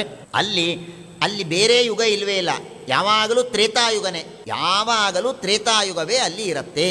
ಅಂದರೆ ತ್ರೇತಾಯುಗದ ಧರ್ಮಗಳನ್ನೇ ಅಲ್ಲಿ ಆಚರಣೆ ಮಾಡ್ತಾರೆ, ಹೀಗೆ ತಿಳಿಸಿಕೊಡ್ತಾರೆ. ಇದಾದ ಮೇಲೆ ಈ 9 ವರ್ಷಗಳು, ಇದು ಬಹಳ ಮಹತ್ವದ್ದು, ಸ್ವಲ್ಪ ನಾವು ತಿಳಿಯಬೇಕಾದದ್ದು. ಈ 9 ವರ್ಷಗಳೇನಿದೆ, ಈ 9 ವರ್ಷಗಳಲ್ಲಿ ಭಗವಂತ ಒಂದೊಂದು ರೂಪದಿಂದ ಇದ್ದ. ಎಲ್ಲ ವರ್ಷಗಳಲ್ಲಿ ಭಗವಂತನ ಒಂದು ರೂಪ, ಅವನನ್ನು ಉಪಾಸನೆ ಮಾಡುವಂತಹ ಒಬ್ಬ ಸಾಧಕ, ಅವುಗಳನ್ನು ನಮಗೆ ತಿಳಿಸಿಕೊಡ್ತಾನೆ. ಮೊದಲು ಇಲಾವೃತ. ಆ ಇಲಾವೃತ ಅನ್ನುವ ಖಂಡದಲ್ಲಿ ಏನಾಗತ್ತೆ ಅಂದರೆ, ಅಲ್ಲಿ ಒಬ್ಬನೇ ಒಬ್ಬ ಗಂಡಸು, ರುದ್ರದೇವರು ಮಾತ್ರ, ಉಳಿದವರೆಲ್ಲರೂ ಹೆಣ್ಣು ಮಕ್ಕಳೇ. ಆ ಕಥೆ ಮುಂದೆ 9ನೇ ಸ್ಕಂದದಲ್ಲಿ ನಿಮಗೆ ಬರುತ್ತೆ. ರುದ್ರದೇವರು ಪಾರ್ವತಿ ಏಕಾಂತದಲ್ಲಿ ಇದ್ದ ಸಮಯದಲ್ಲಿ ಒಮ್ಮೆ ಎಲ್ಲ ಋಷಿಗಳು ಬರ್ತಾರೆ. ಪಾರ್ವತಿಗೆ ಬಹಳ ಸಂಕೋಚ ಆಗತ್ತೆ. ಹಾಗಾಗಿ ರುದ್ರದೇವರು ಶಾಪ ಕೊಟ್ಟು ಬಿಡ್ತಾರೆ, ಇನ್ನು ಮೇಲೆ ಈ ಪ್ರದೇಶಕ್ಕೆ ಯಾರೇ ಬಂದರೂ ಕೂಡ ಎಲ್ಲರೂ ಹೆಣ್ಣಾಗಬೇಕು ಅಂತ. ಹೀಗಾಗಿ ಅಲ್ಲಿ ಬರೀ ಹೆಣ್ಣು ಅಂದರೆ ಮನುಷ್ಯರಲ್ಲ, ಅಲ್ಲಿರುವ ಪ್ರಾಣಿ ಪಕ್ಷಿ ಪಶುಗಳು ಕೂಡ ಬರೀ ಹೆಣ್ಣೆ, ಗಂಡು ಇಲ್ಲವೇ ಇಲ್ಲ, ಅಲ್ಲಿ ಗಂಡೇ ಇಲ್ಲ. ಅಂತಹ ಒಂದು ಕ್ಷೇತ್ರ ಅದು ಇಲಾವೃತ ಎಂಬಂತಹ ಕ್ಷೇತ್ರ. ರುದ್ರದೇವರು ಅಲ್ಲಿ ಇರ್ತಾರೆ. ಆ ರುದ್ರದೇವರು ತಮ್ಮ ಜನಕನಾದಂತಹ, ತಮಗೇ ಜನ್ಮವನ್ನು ಕೊಟ್ಟಂತಹ ಸಂಕರ್ಷಣ ರೂಪಿಯಾದಂತಹ ಭಗವಂತನ ಉಪಾಸನೆಯನ್ನು ವಿಶೇಷವಾಗಿ ಮಾಡ್ತಾರೆ. ಸಂಕರ್ಷಣ ರೂಪಿಯಾದಂತಹ ಭಗವಂತನ ಉಪಾಸನೆಯನ್ನು ಮಾಡ್ತಾರೆ. ಓಂ ನಮೋ ಭಗವತೆ ಮಹಾಪುರುಷಾಯ ಸರ್ವಗುಣ ಸಂಖ್ಯಾತಾಯ ಅನಂತಾಯ ಅವ್ಯಕ್ತಾಯ ನಮಃ. ಅನಂತ ಅಂದರೆ ಶೇಷದೇವರು, ಶೇಷಾಂತರ್ಯಾಮಿಯಾದ ಸಂಕರ್ಷಣ ನಿಜವಾಗಿ ಅನಂತ ಗುಣಪೂರ್ಣನಾದವನು. ಹಾಗಾಗಿ ಅಂತಹ ಅನಂತನಾದ ಅವ್ಯಕ್ತನಾದಂತಹ ನಿನಗೆ ನಮಸ್ಕಾರ ಎಂಬುದಾಗಿ ನಮಸ್ಕಾರವನ್ನು ಮಾಡ್ತಾರೆ. ಯಮಾಹುರಸ್ಯ ಸ್ಥಿತಿ ಜನ್ಮ ಸಂಭವಂ ಸಂಯಮಂ ತ್ರಿಭಿರ್ವಿಹೀನಂ ಯಮನಂತವೀಶ್ವರಂ ಸಯೇದ ಸಿದ್ಧಾರ್ಥಮಿವ ಕ್ವಚಿ ಸ್ಥಿತಂ ಭೂಮಂಡಲಂ ಮೂರ್ಧ ಸಹಸ್ರಧಾಮಸು. ಯಾವ ಸಂಕರ್ಷಣ ರೂಪಿಯಾದಂತಹ ಭಗವಂತ ನೀನು ಶೇಷದೇವರಲ್ಲಿ ಇದ್ದದ್ದಕ್ಕಾಗಿ ಆ ಶೇಷದೇವರು ಈ ಸಮಗ್ರವಾದ ಭೂಮಂಡಲವನ್ನು ಹೊತ್ತಿದ್ದಾರೆ, ಅಂತಹ ನಿನಗೆ ನಮಸ್ಕಾರ ಎಂಬುದಾಗಿ ಹೇಳುತ್ತಾರೆ. ನಾನು ಇಲ್ಲಿ ಪುರಾಣದಲ್ಲಿ ಒಂದು ಮಾತಿದೆ, ಅದನ್ನು ಆಮೇಲೆ ಹೇಳೋಣ ಅಂತ ಬಿಟ್ಟಿದ್ದೆ, ಈಗ ಹೇಳ್ತೇನೆ. ಆಮೇಲೆ ಬಂದಾಗ ಅದನ್ನು ಹೇಳ್ತೇನೆ. ಅದಾದ ಮೇಲೆ ಭದ್ರಾಶ್ವ ಅಂತನ್ನುವಂತಹ ಒಂದು ವರ್ಷ. ಆ ಭದ್ರಾಶ್ವದಲ್ಲಿ ಯಮಧರ್ಮನ ಮಗ ಭದ್ರಶ್ರವ ಎಂಬಂತಹ ಸಾಧಕ, ಅವನು ಅಲ್ಲಿ ಅನೇಕ ಕುಲಪತಿಗಳು, ಅಲ್ಲಿ ದೊಡ್ಡ ಯೂನಿವರ್ಸಿಟಿಗಳು, ಹೀಗಾಗಿ ಅಲ್ಲಿ ಅನೇಕ ಕುಲಪತಿಗಳೆಲ್ಲ ಇದ್ದಾರೆ. ಆ ಕುಲಪತಿಗಳು ಹಾಗೂ ಭದ್ರಶ್ರವ ಇಬ್ಬರೂ ಸೇರಿ ಅಲ್ಲಿ ಭಗವಂತನ ಉಪಾಸನೆಯನ್ನು ಮಾಡ್ತಾರೆ. ಅಲ್ಲಿರುವ ಭಗವಂತ ಹಯಗ್ರೀವ ರೂಪಿಯಾದಂತಹ ಭಗವಂತ. ಆ ಹಯಗ್ರೀವ ರೂಪಿಯಾದಂತಹ ಭಗವಂತನನ್ನು ಓಂ ನಮೋ ಭಗವತೆ ಧರ್ಮಾಯ ಆತ್ಮಶೋಧನಾಯ ನಮಃ ಹಯಗ್ರೀವಾಯ ನಮಃ, ಹಯಗ್ರೀವನಿಗೆ ನಮಸ್ಕಾರವನ್ನು ಮಾಡ್ತಾರೆ. ಯಾವ ಭಗವಂತ ಪ್ರಳಯ ಕಾಲದಲ್ಲಿ, ಪ್ರಳಯ ಮುಗಿದ ಮೇಲೆ ಸೃಷ್ಟಿಕಾಲದಲ್ಲಿ ಮಧುಕೈಟಬರು ಬಂದು ವೇದವನ್ನು ಅಪಹಾರ ಮಾಡಿದಾಗ ಆ ಮಧುಕೈಟಬರ ಸಂಹಾರವನ್ನು ಮಾಡಿ ವೇದವನ್ನು ಉದ್ಧಾರ ಮಾಡಿದನೋ ಅಂತಹ ಹಯಗ್ರೀವರೂಪಿಯಾದಂತಹ ಭಗವಂತನಿಗೆ ನಮಸ್ಕಾರ. ವದಂತಿ ವಿಶ್ವಂ ಕವಯಸ್ಮನಶ್ವರಂ ಪಶ್ಯಂತಿ ಚಾಧ್ಯಾತ್ಮವಿದೋ ವಿಪಶ್ಚಿತಃ ತಥಾಪಿ ಮುಹ್ಯಂತಿ ತವಾಜ ಮಾಯಯ ಸುವಿಸ್ಮಯಂ ಕೃತ್ಯವಿದಂ ನತಾಸ್ಮಃ. ಬಹಳ ಸುಂದರವಾಗಿ ಹೇಳ್ತಾರೆ. ಇಡೀ ಜಗತ್ತು ನಶ್ವರ ನಶ್ವರ ನಶ್ವರ ಅಂತ ಎಲ್ಲರೂ ಉಪನ್ಯಾಸ ಮಾಡ್ತಾರೆ. ಎಲ್ಲ ಅಧ್ಯಾತ್ಮ ಕೋವಿದರು, ಭಾರಿ ಭಾರಿ ಪಂಡಿತರು ಅಂದ್ಕೊಳ್ಳೋರು ಜಗತ್ತು ನಶ್ವರ ಅಂತ ಪೀಠದ ಮೇಲೆ ಕೂತು 1 ಗಂಟೆ ನಾನು ಹೇಳ್ತೇನೆ. ಹಾಗಾದರೆ ನಶ್ವರ ಅಂದ ಮೇಲೆ ಯಾಕಪ್ಪ ನೀನು ಇಷ್ಟೆಲ್ಲ ಮಾಡ್ತೀಯಾ? ಉತ್ತರ ಇಲ್ಲ. ಯಾಕೆ? ಅಜಮಾಯೆಯ, ನಿನ್ನ ಮಾಯೆ ಅದು, ನಿನ್ನ ಮೋಹ. ನೀನು ಮೋಹವನ್ನು ಮಾಡ್ತೀಯ, ನಿನ್ನ ಸಂಕಲ್ಪ ಇದೆ. ಹಾಗಾಗಿ ಎಂಥ ಜ್ಞಾನಿಗಳು ಕೂಡ ನಿನ್ನ ಮೋಹಕ್ಕೆ ಒಳಗಾಗ್ತಾರೆ. ಆಮೇಲೆ ಅದಾದ ಮೇಲೆ ಹರಿವರ್ಷ ಅಂತ, ಆ ಹರಿವರ್ಷದಲ್ಲಿ ಸಾಕ್ಷಾತ್ ನರಸಿಂಹದೇವರು ಅಲ್ಲಿ ಇದ್ದಾರೆ. ನರಸಿಂಹದೇವರು ಇದ್ದು ಪ್ರಹ್ಲಾದರಾಜರಿಂದ ಉಪಾಸನೆಯನ್ನು ಮಾಡ್ತಾರೆ. ಪ್ರಹ್ಲಾದರಾಜರು ಮಹಾಭಾಗವತಃ ದೈತ್ಯದಾನವ ಕುಲ ತೀರ್ಥೀಕರಣ ಶೀಲಾಚರಿತ. ಏನು ಪ್ರಹ್ಲಾದರಾಜರಿಗೆ ಏನು ವಿಶೇಷಣ ಕೊಡ್ತಾರೆ ನೋಡಿ. ದೈತ್ಯ ದಾನವ ಕುಲ ತೀರ್ಥೀಕರಣ ಶೀಲಾಚರಿತ. ದೈತ್ಯ ದಾನವರ ಕುಲವನ್ನು ತೀರ್ಥೀಕರಣ, ಅದನ್ನು ಪವಿತ್ರ ಮಾಡುವಂತಹ ಶುದ್ಧವಾದ ಪರಿಶುದ್ಧವಾದ ಶೀಲ ಇರುವಂತಹ ಪ್ರಹ್ಲಾದರಾಜರು ಅಲ್ಲಿ ನರಸಿಂಹದೇವರ ಉಪಾಸನೆಯನ್ನು ಮಾಡ್ತಾರೆ. ನಮೋ ಭಗವತೆ ನರಸಿಂಹಾಯ, ಎಲ್ಲರೂ ಕೈ ಮುಗಿದು ಬಿಡಿ. ನಮೋ ಭಗವತೆ ನರಸಿಂಹಾಯ ತೇಜಸ್ತೇಜಸೇ ಆವಿರಾವಿರ್ಭವ ವಜ್ರನಖ ವಜ್ರದನುಷ್ಟ್ರ ಕರ್ಮಾಶಯಾನ್ ರಂಧಯ ರಂಧಯ ತಮೋಗ್ರಸಗ್ರಸ ಸ್ವಾಹ ಅಭಯಂ ಆತ್ಮನೇ ಭೂಯಿಷ್ಠಾಃ ಓಂ ಕ್ಷಾಂ ಎಂಬುದಾಗಿ ಆ ಮಂತ್ರವನ್ನು ಹೇಳ್ತಾ ಉಪಾಸನೆಯನ್ನು ಮಾಡ್ತಾರಂತೆ ಪ್ರಹ್ಲಾದರಾಜರು. ರಂಧಯ ರಂಧಯ ಕರ್ಮಾಶಯಾನ್, ಆ ಕರ್ಮಾಶಯ ನಮ್ಮ ಏನು ಕರ್ಮಗಳು, ಸಕಾಮ ಕರ್ಮಗಳು, ದುಷ್ಟಕರ್ಮಗಳು ಮಾಡಿ ಮಾಡಿ ಇಟ್ಟಿದ್ದೇವೆ, ಮಾಡಿ ಇಟ್ಟಿದ್ದೇವೆ. ಈಗ ಮಳೆಗಾಲ ಬಂತು. ಮಳೆಗಾಲ ಬಂದರೆ ಏನಾಗತ್ತೆ? ಮಳೆಗಾಲ ಬಂದರೆ ಏನಾಗತ್ತೆ? ನಮ್ಮ ಕಟ್ಟಿಗೆ ಬಾಗಿಲುಗಳೆಲ್ಲ ಇದ್ದರೆ ಅದು ಉಬ್ಬು ಬಿಡತ್ತೆ. ಕಟ್ಟಿಗೆ ಬಾಗಿಲುಗಳು ಉಬ್ಬತ್ತೆ. ಚಿಲ್ಕ ಹಾಕ್ಲಿಕ್ಕೆ ಬರೋದಿಲ್ಲ, ಸರಿಯಾಗಿ ಕ್ಲೋಸ್ ಮಾಡಲಿಕ್ಕೆ ಬರೋದಿಲ್ಲ. ಕಾರ್ಪೆಂಟ್ರ್ ಏನು ಮಾಡ್ತಾನೆ? ಅದರ ರಂಧ್ರ ತೊಗೊಂಡು ಬರ್ತಾನೆ ಅಂತಂದು ಅದನ್ನು ಸ್ವಲ್ಪ ತಿಕ್ಕಿದರೆ ಆರಾಮಾಗಿ ಹಾಕ್ಲಿಕ್ಕೆ ಬರುತ್ತೆ. ಹಾಗೆ ನಮ್ಮ ಕರ್ಮಗಳು ಎಷ್ಟಿದೆ ಅಂದರೆ ತುಂಬಿಕೊಂಡಿದೆ. ಪಾಪ ಕರ್ಮಗಳನ್ನು ಇಷ್ಟು ತುಂಬಿಕೊಂಡಿದ್ದೇವೆ ಅಂದರೆ ನಾವು ಯಾವ ಸಜ್ಜನರ ಮಧ್ಯದಲ್ಲಿ ಫಿಟ್ಟೇ ಆಗ್ತಾ ಇಲ್ಲ. ಯಾವ ಸಜ್ಜನರ ಮಧ್ಯದಲ್ಲಿ ಫಿಟ್ ಆಗೋದೇ ಇಲ್ಲ. ನಾವು ಓವರ್ ಸೈಜ್. ನಾವೆಲ್ಲ ಸಜ್ಜನರ ಮಧ್ಯದಲ್ಲಿ ಹೋಗಬೇಕು. ಸಜ್ಜನರೆಲ್ಲ ಕೂತಿದ್ದಾರೆ, ನಾವು ಬಂದರೆ ಒಳಗೆ ಹೋಗ್ಲಿಕ್ಕಾಗೋದಿಲ್ಲ. ಯಾಕಂದರೆ ನಾವು ಓವರ್ ಸೈಜ್ ಇದ್ದೇವೆ. ಡಬಲ್ ಎಕ್ಸೆಲ್, ತ್ರಿಬಲ್ ಎಕ್ಸೆಲ್, ಹಂಗೆ ಇನ್ನೂ ಏನೇನಿದೆ ಹೇಳಪ್ಪ. ಅಷ್ಟು ಪಾಪಗಳಿಂದ ತುಂಬಿಕೊಂಡಿದ್ದೇವೆ. ರಂಧಯ, ಹಾಗಾದರೆ ರಂಧಯ, ಅದನ್ನು ನಾಶ ಮಾಡು, ಆಲ್ಟರ್ ಮಾಡಬೇಕು ದೇವರು. ನಮ್ಮೆಲ್ಲ ಸಕಾಮ ಕರ್ಮಗಳನ್ನು ಕತ್ತರಿಸಿ ಸರಿಯಾಗಿ ಫಿಟ್ಟಾಗಿ ಮಾಡಬೇಕು. ಕೇವಲ ನಮಗೆ ಇಷ್ಟವಾದ ಪುಣ್ಯಗಳು ಯಾವುದಿದೆಯೋ, ನಮ್ಮ ಸಾಧನೆಗೆ ಉಪಯೋಗ ಬೀಳುವ ಪುಣ್ಯ ಏನಿದೆಯೋ ಅದನ್ನು ಮಾತ್ರ ದೇವರು ಉಳಿಸಿದರೆ ನಮ್ಮ ಒಳಗೆ ಎಂಟ್ರಿ. ಇಲ್ಲದೇ ಇದ್ರೆ ಹೋಗಲಿಕ್ಕೆ ಆಗೋದಿಲ್ಲ. ಚಿಕ್ಕ ಬಾಗಿಲಿರುತ್ತೆ, ದೊಡ್ಡ ದೇಹ ಇರುತ್ತೆ, ಒದ್ದಾಡ್ತಾನೆ ಒಳಗೆ ಹೋಗ್ಲಿಕ್ಕೆ. ಹಾಗಾಗತ್ತೆ ನಮ್ಮ ಪರಿಸ್ಥಿತಿ. ಸಜ್ಜನರ ಮಧ್ಯದಲ್ಲಿ ಹೋಗಲಿಕ್ಕೆ ಆಗೋದಿಲ್ಲ. ರಂಧಯ ಕರ್ಮಾಶಯಾನ್, ನಮ್ಮ ಅನಿಷ್ಟ ಪುಣ್ಯಗಳು, ದುಷ್ಟ ಪಾಪಗಳು ಎಲ್ಲವನ್ನು ನರಸಿಂಹ ರಂಧಯ ಅದನ್ನು ಕಡಿಮೆ ಮಾಡು, ಕಿತ್ತಿ ಹಾಕು. ತಮೋ ಗ್ರಸ, ನಮ್ಮ ಅಜ್ಞಾನವನ್ನು ಗ್ರಸ ನುಂಗಿ ಹಾಕು. ನಮ್ಮ ಅಜ್ಞಾನವನ್ನು, ಕತ್ತಲೆಯನ್ನು ಕಳೆದು ಹಾಕು. ಅನೇಕ ಬೇಕಾದಷ್ಟಿದೆ. ತಮೋ ಗ್ರಸ, ನಮ್ಮ ದುಷ್ಟವಾದ ಅವಿದ್ಯೆ, ನಮ್ಮ ಅಜ್ಞಾನ, ನಮ್ಮ ದುಃಖ, ನಮ್ಮ ರೋಗ ಎಲ್ಲವೂ ತಮಃ ಅಂದರೆ ಕತ್ತಲೆ ಅಂದರೆ ಇವೆಲ್ಲವನ್ನೂ ತೆಗೆದುಕೊಳ್ಳಕ್ಕೆ ಬರುತ್ತೆ. ನಮ್ಮ ಮೃತ್ಯು ಎಲ್ಲವನ್ನು ಗ್ರಸ ಅದನ್ನು ಪಾನ ಮಾಡು, ಕಡಿಮೆ ಮಾಡು. ಸ್ವಾಹ ಅಭಯಂ ಆತ್ಮನೇ ಭೂಯಿಷ್ಠಾಃ, ನನಗೆ ಅಭಯ ಆಗಲಿ ಎಂಬುದಾಗಿ ಪ್ರಾರ್ಥನೆ ಮಾಡ್ತಾರೆ. ಸ್ವಸ್ತ್ಯಸ್ತು ವಿಶ್ವಸ್ಯ ಖಲ ಪ್ರಸೀದತಾಂ ಧ್ಯಾಯಂತು ಭದ್ರಾಣಿ ಶಿವಂ ಮನೋಧಿಯ ಮನಶ್ಚ ಭದ್ರಂ ಭಜತಾದಧೋಕ್ಷಜೆ ಹ್ಯಾವೇಶ್ಯತಾಂ ನೋ ಮತಿರಪ್ಯಹೈತುಕೀ. ಇನ್ನೊಂದು ಪ್ರಾರ್ಥನೆಯನ್ನು ಪ್ರಹ್ಲಾದರಾಜನು ಮಾಡ್ತಾರೆ. ವೇದದಲ್ಲಿ ಪ್ರಸಿದ್ಧವಾದ ಪ್ರಾರ್ಥನೆ ಇದೆಯಲ್ಲ, ಭದ್ರಂ ಕರ್ಣೇ ಏಭಿಶೃಣುಯಾಮ ದೇವಾಹ. ನಮ್ಮ ಕಿವಿಗಳು ಮಂಗಲವಾದದ್ದನ್ನು ಕೇಳಲಿ, ಮಂಗಲವಾದದ್ದನ್ನು ಆಲೋಚನೆ ಮಾಡಲಿ ಮನಸ್ಸು. ಹಾಗೆ ಸ್ವಸ್ತ್ಯಸ್ತು ವಿಶ್ವಸ್ಯ ಖಲ ಪ್ರಸೀದತಾ. ಆ ಖಲ ಅಂದರೆ ನರಸಿಂಹದೇವರು ಅಂತ ಅರ್ಥವನ್ನು ಮಾಡಿದ್ದಾರೆ. ಆ ನರಸಿಂಹದೇವರು ನಮಗೆ ಪ್ರಸನ್ನರಾಗಲಿ. ಅದರಿಂದ ಏನಾಗಬೇಕು? ಧ್ಯಾಯಂತಿ ಭದ್ರಾಣಿ ಶಿವಂ ಮನೋಧಿಯ. ಎಷ್ಟು ಚೆನ್ನಾಗಿದೆ. ನಮ್ಮ ಮನಸ್ಸು ಕೆಟ್ಟ ಆಲೋಚನೆಯನ್ನು ಯಾವತ್ತೂ ಮಾಡೋದು ಬೇಡ. ಒಂದೇ ಒಂದು ಪ್ರಾರ್ಥನೆ ನರಸಿಂಹದೇವರಿಗೆ ಇವತ್ತು ಮಂಗಲಾರತಿಯ ಸಂದರ್ಭದಲ್ಲಿ ಇದನ್ನೇ ಪ್ರಾರ್ಥನೆ ಮಾಡೋಣ, ಇನ್ನೇನು ಬೇಡ. ಆಯ್ತು, ನಮ್ಮ ಸಾಧನೆ ಆಗಬೇಕು, ವೈರಾಗ್ಯ ಬರಬೇಕು, ಅದೆಲ್ಲ ಕೇಳೋಣ.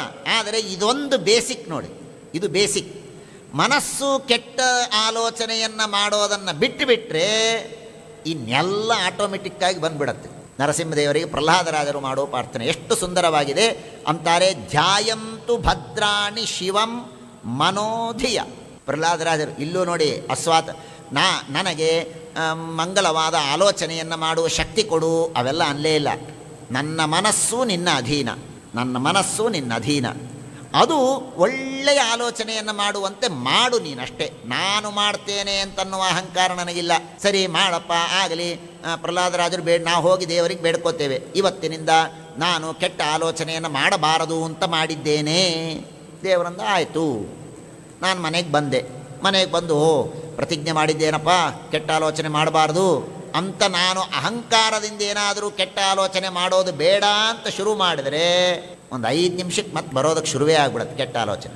ಅದಕ್ಕೆ ಪ್ರಹ್ಲಾದರಾಜರಂದರು ನಾನು ಮಾಡ್ತೇನೆ ಅಂತ ಅಲ್ಲೇ ಇಲ್ಲ ಅವರು. ನೀನೇ ಮಾಡು, ನನ್ನ ಮನಸ್ಸು ನಿನ್ನ ಕೈಯಲ್ಲಿದೆ, ನೀನು ನನ್ನ ಮನಸ್ಸಿಗೆ ಕೆಟ್ಟ ಆಲೋಚನೆಯನ್ನು ಕೊಡದೇ ಇದ್ದಂತೆ ಮಾಡು. ಯಾವಾಗಲೂ ಮಂಗಲವಾದ ವಿಚಾರ, ದೇವರ ಬಗ್ಗೆ ವಿಚಾರ ಇರಬಹುದು, ಏನೇ ಇರಲಿ, ದೇವರಿರಬಹುದು, ಲೌಕಿಕವಾದದ್ದಿರಬಹುದು. ಯಾಕೆ ಅಮಂಗಲ ಆಲೋಚನೆಯನ್ನು ಮಾಡಬೇಕು? ಅಮಂಗಲವಾದ ಆಲೋಚನೆ ಮನಸ್ಸಿಗೆ ಬರಬಾರದು ಅಂತ ಭಕ್ತಿಯಿಂದ ದೇವರಲ್ಲಿ ಬೇಡಿಕೊಳ್ಳಬೇಕು. ಧ್ಯಾಯಂತು ಭದ್ರಾಣಿ ಶಿವಂ ಮನೋಧಿಯ ಮನಶ್ಚ ಭದ್ರಂ ಭಜತಾದೋಕ್ಷಜೆ ಯಾವೇಶ್ಯತಾಂ ನೋ ಮತಿರಪ್ಯಹೈತುಕಿ.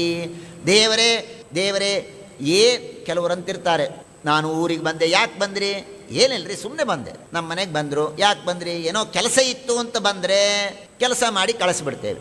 ಪ್ರೀತಿ ಯಾರ ಮೇಲೆ ಬರುತ್ತೆ ಅಂದರೆ, ಏನಿಲ್ಲ ಅನಾಯಸೇನ ಬಂದಿದ್ದೆ, ಸುಮ್ಮನೆ ಬಂದೆ. ಹಾಗೆ ಪ್ರಹ್ಲಾದರಾಜನಂತಾರೆ, ನನ್ನ ಮನಸ್ಸು ನಿನ್ನ ಹತ್ರ ಸುಮ್ಮನೆ ಬರಬೇಕು, ಏನು ಕೆಲಸ ಇಟ್ಕೊಂಡು ಬರಬಾರ್ದು, ಏನು ಕೆಲಸ ಇದ್ದು ದೇವರ ಹತ್ರ ಬರಬಾರ್ದು, ಸುಮ್ಮನೆ. ಎಷ್ಟು ಚೆನ್ನಾಗಿ ಕೇಳ್ತಾರೆ. ಧ್ಯಾಯಂ ಆವೇಶ್ಯತಾಂ ನೋ ಮತಿರಪ್ಯಹೈತುಕಿ. ಏನು ಕೆಲಸ ಇಲ್ಲದೇನೆ, ಏನು ಬೇಡಿಕೆ ಇಲ್ಲದೇನೆ ನಾನು ಬಂದೆ, ನಿನ್ನಲ್ಲಿ ಮನಸ್ಸು ಬರೋದು. ನರಸಿಂಹ, ನಾರಾಯಣ, ಗೋವಿಂದ, ವಿಷ್ಣು, ವೆಂಕಟೇಶ, ಈ ಎಲ್ಲ ನಾಮಸ್ಮರಣೆಗಳು, ಮನಸ್ಸಿನಿಂದ ಭಗವಂತನ ರೂಪದ ಸ್ಮರಣೆಗಳು, ಇವೆಲ್ಲವೂ ಕೂಡ ಸುಮ್ಮನೆ ಮಾಡ್ತಾ ಇರಬೇಕು. ನಾವು ಖಾಲಿ ಕೂತಾಗೆಲ್ಲ ಬರಬೇಕು. ಏನೋ ಕೆಲಸ ಇದ್ದಾಗ ಮಾಡಿದರೆ ಲಾಭ ಇಲ್ಲ. ಹಾಗೆ ಪ್ರಹ್ಲಾದರಾಜರು ಬೇಡಿಕೊಳ್ತಾರೆ. ಹಾಗಾಗಿ ಅಂತಹ ಭಗವಂತ ನರಸಿಂಹದೇವರ ಸ್ತೋತ್ರವನ್ನು ಮಾಡ್ತಾನೆ. ಅದಾದ ಮೇಲೆ ಕೇತುಮಾಲಾ ಅಂತ ವರ್ಷ. ಆ ಕೇತುಮಾಲಾ ವರ್ಷದಲ್ಲಿ ಭಗವಂತನ ಒಂದು ರೂಪ, ಅದ್ಭುತವಾದ ರೂಪ, ಕಾಮದೇವ ಅಂತ ರೂಪ. ಪ್ರದ್ಯುಮ್ನ ನಾಮಕನಾದ ಭಗವಂತ, ಅವನಿಗೆ ಕಾಮದೇವ ಅಂತೂ ಹೆಸರು. ಕಾಮದೇವ ಅಂತ ರೂಪ. ಆ ಕಾಮದೇವ ರೂಪ ಯಾಕೆ ತಗೊಂಡಿದ್ದಾನೆ ಅಂದರೆ, ಲಕ್ಷ್ಮೀದೇವಿಗೋಸ್ಕರವೇ ತೆಗೆದುಕೊಂಡಂತಹ ರೂಪ ಅಂತ. ಆ ಲಕ್ಷ್ಮೀದೇವಿಗೋಸ್ಕರ ತೆಗೆದುಕೊಂಡಂತಹ ರೂಪ. ಹಾಗಾಗಿ ಆ ಕಾಮದೇವನನ್ನು ಲಕ್ಷ್ಮೀದೇವಿ ಮತ್ತು ರತಿ ಇವರಿಬ್ಬರೂ ಸೇರಿ ಆ ಭಗವಂತನ ಪೂಜೆಯನ್ನು ಮಾಡ್ತಾರೆ. ರತಿ ತನ್ನ ಗಂಡನಾದ ಕಾಮ, ಲಕ್ಷ್ಮೀದೇವಿ ತನ್ನ ಗಂಡನಾದಂತಹ ಪ್ರದ್ಯುಮ್ನ, ಇವರ ಪೂಜೆಯನ್ನು ಅಲ್ಲಿ ಮಾಡ್ತಾರೆ. ವಿಶೇಷವಾಗಿ ಉಪಾಸನೆಯನ್ನು ಮಾಡ್ತಾ ಇರ್ತಾರೆ. ಅಲ್ಲೇನಾಗಿದೆ ಅಂದರೆ, ಲಕ್ಷ್ಮೀದೇವಿ ಒಬ್ಬಕ್ಕೇ ಇಲ್ಲ, ಭಾರೀ ದೊಡ್ಡ ಅವಳ ಮಕ್ಕಳು ಸೊಸೆಯಂದರೆಲ್ಲ ಇದ್ದಾರೆ, ಮೊಮ್ಮಕ್ಕಳು ಸೊಸೆಯಂದರು. ಬ್ರಹ್ಮದೇವರ ಮಕ್ಕಳು 36,000 ಜನ ಹೆಣ್ಣು ಮಕ್ಕಳು, ಅವರಿಗೆ 36,000 ಜನ ಗಂಡಂದಿರು. ಈ 72,000 ಜನ ಏನು ಸೊಸೆಂದರು, ಮಕ್ಕಳು, ಮೊಮ್ಮಕ್ಕಳು ಮತ್ತು ಅಳಿಯಂದಿರು, ಇವರೆಲ್ಲರ ಜೊತೆಗೆ ಅಲ್ಲಿ ಲಕ್ಷ್ಮೀದೇವಿ ಇದ್ದು ವಿಶೇಷವಾಗಿ ಭಗವಂತನ ಆರಾಧನೆಯನ್ನು ಮಾಡ್ತಾಳೆ. ಅದರಲ್ಲೂ ರಾತ್ರಿ ಹೊತ್ತು ಪೂಜೆ ಮಾಡಬೇಕಾದರೆ ಎಲ್ಲ ಹೆಣ್ಣು ಮಕ್ಕಳನ್ನು ಜೊತೆಗೆ ಕರೆದುಕೊಂಡು ಪೂಜೆ ಮಾಡ್ತಾಳಂತೆ. ಬೆಳಿಗ್ಗೆ ಹೊತ್ತು ಗಂಡು ಮಕ್ಕಳನ್ನು ಕರೆದುಕೊಂಡು ಪೂಜೆ ಮಾಡ್ತಾಳೆ. ಇದರ ಸಂದೇಶ ಇಷ್ಟೇ: 36,000 ರಾತ್ರಿಗಳು, 36,000 ಹಗಲು. ಒಬ್ಬ ಮನುಷ್ಯನ ಜೀವನದಲ್ಲಿ 100 ವರ್ಷ ಇರ್ತಾನೆ ಅಂತಂದುಕೊಂಡ್ರೆ 36,000 ಹಗಲು, 36,000 ರಾತ್ರಿ.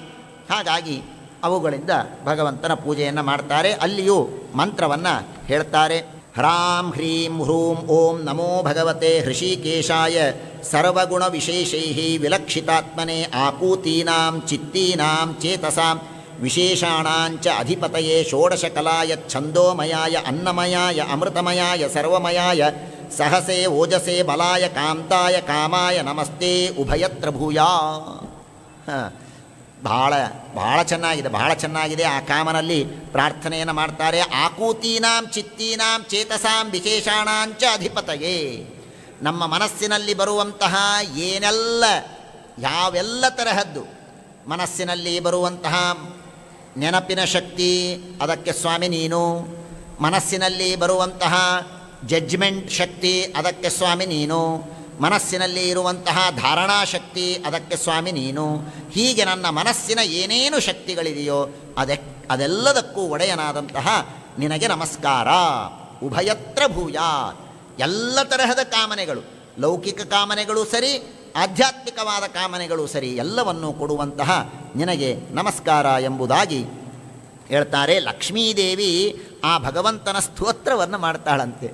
ಲಕ್ಷ್ಮೀದೇವಿ ಭಗವಂತನ ಸ್ತೋತ್ರವನ್ನು ಮಾಡ್ತಾಳೆ. ಭಗವಂತನಲ್ಲಿ ಒಂದು ರಿಕ್ವೆಸ್ಟ್ ಮಾಡ್ಕೋತಾಳಂತೆ. ಏನಂತ? ಸತ್ವಂ ಮಮಾಪ್ಯಚ್ಯುತ ಶೀಷ್ಣಿ ವಂದಿತಂ ಕರಾಂಬುಜಂ ಯತ್ವದಧಾಯಿ ಸಾತ್ವತಾಂ ಬಿಭರ್ಷಿ ಮಾಂ ಲಕ್ಷ್ಮವರೆಣ್ಯ ಮಾಯಯ ಕ ಈಶ್ವರಸ್ಯೋ ಈಹಿತ ಮೋಹಿತಂ ವಿಭು. ಬಹಳ ಚೆನ್ನಾಗಿದೆ. ಲಕ್ಷ್ಮೀದೇವಿ ದೇವರಿಗೆ ಬೇಡಿಕೊಳ್ತಾಳಂತೆ, ದೇವರೇ ನಿನ್ನ ಕೈ ಇದೆಯಲ್ಲ, ಎಲ್ಲ ಭಗವದ್ಭಕ್ತರ ತಲೆಯ ಮೇಲೆ ಕೈಯನ್ನು ಇಡ್ತೀಯಲ್ಲ, ಆ ನಿನ್ನ ಕೈಯನ್ನು ನನ್ನ ತಲೆ ಮೇಲೂ ಸ್ವಲ್ಪ ಇಡು ಸ್ವಾಮಿ ಅಂತ ಲಕ್ಷ್ಮೀದೇವಿ ಕೇಳಿಕೊಳ್ತಾಳೆ. ಸತ್ವಂ ಮಮಾಪ್ಯಚ್ಯುತ ಶೀರ್ಷ್ಣಿ, ದೇವರೇ ಆ ಎಲ್ಲ ಭಗವದ್ಭಕ್ತರ ತಲೆಯ ಮೇಲೆ ಕೈಯಿಟ್ಟು ಅನುಗ್ರಹ ಮಾಡ್ತೀಯಲ್ಲ, ಅಂಥ ನಿನ್ನ ಕೈಯನ್ನು ನನ್ನ ತಲೆಯ ಮೇಲೂ ಸ್ವಲ್ಪ ಇಡು, ನನ್ನ ತಲೆಯ ಮೇಲೂ ಇಡು. ಲಕ್ಷ್ಮೀದೇವಿಗೂ ಕೂಡ ಭಗವಂತನ ಅನುಗ್ರಹ ಸದಾ ಬೇಕು ಅನ್ನುವುದು ಇದರಿಂದ ಗೊತ್ತಾಗುತ್ತೆ. ಲಕ್ಷ್ಮೀದೇವಿಗೂ ಕೂಡ ಭಗವಂತನ ಅನುಗ್ರಹ ಯಾವಾಗಲೂ ಬೇಕು ಅನ್ನೋದಕ್ಕಾಗಿ ಲಕ್ಷ್ಮೀದೇವಿ ಪ್ರಾರ್ಥನೆಯನ್ನು ಮಾಡ್ತಾಳೆ. ಅದಕ್ಕೆ ದೇವರಂದ, ಅರೇ ನಿನ್ನ ತಲೆ ಮೇಲೆ ಏನು ಕೈ ಇಡೋರ್ದು? ನಾನು ಯಾವಾಗಲೂ ನಿನ್ನನ್ನೇ ನನ್ನ ವಕ್ಷಸ್ಥಳದಲ್ಲಿ ಇಟ್ಕೊಂಡಿದ್ದೀನಲ್ಲ, ಶ್ರೀವತ್ಸ ಅಂತೆ ನನ್ನನ್ನು ಕರೆಯೋದು, ನಿನ್ನನ್ನು ನನ್ನ ವಕ್ಷಸ್ಥಳದಲ್ಲೇ ಇಟ್ಟುಕೊಂಡಿದ್ದೇನೆ, ಮತ್ತೇನು ತಲೆ ಮೇಲೆ ಕೈ ಇಡು ಅಂತ ಕೇಳ್ತೀಯ? ಅದಕ್ಕೆ ಲಕ್ಷ್ಮೀ ಅಂದರು, ಈಶ್ವರಸ್ಯ ಈಹಿತಂ ಊಹಿತುಂ ನ ವಿಭು. ಈಗ ಇಟ್ಕೊಂಡಿಯಪ್ಪ, ಯಾವಾಗ ಹೊರಗೆ ಹಾಕ್ತಿ ನಮಗೇನು ಗೊತ್ತು? ಲಕ್ಷ್ಮೀದೇವಿ ಅಂತಾಳೆ, ಈದೃಶಾನಂತ ಸಂಖ್ಯಾನಾಂ ರಮಾನಾಂ ಬ್ರಹ್ಮಣಾಮಪಿ. ತಾತ್ಪರ್ಯದಲ್ಲಿ ಶ್ರೀಮದಾಚಾರ್ಯ ಹೇಳ್ತಾರೆ, ಇಂಥ ರಮಾದೇವಿ, ಇಂಥ ಅನಂತ ಬ್ರಹ್ಮದೇವರು, ರುದ್ರದೇವರು, ಗರುಡ, ಇಂದ್ರ, ವಾಯು, ಈ ಎಲ್ಲ ದೇವತೆಗಳು ಕೂಡ ಆ ದೇವರ ಒಂದೇ ಒಂದು ಕಣ್ಣೋಟ ಈ ಕಡೆ ನೋಡ್ತಾ ಇದ್ದವನು ಈ ಕಡೆ ತಿರುಗಿಬಿಟ್ಟ ಅಂದರೆ ಅಳ್ಳಾಡೋದಕ್ಕಾಗೋದಿಲ್ಲ ಅವರು ಯಾರಿಗೂ. ವಿನಾನ ಚಲಿತುಂ ಬಲಂ.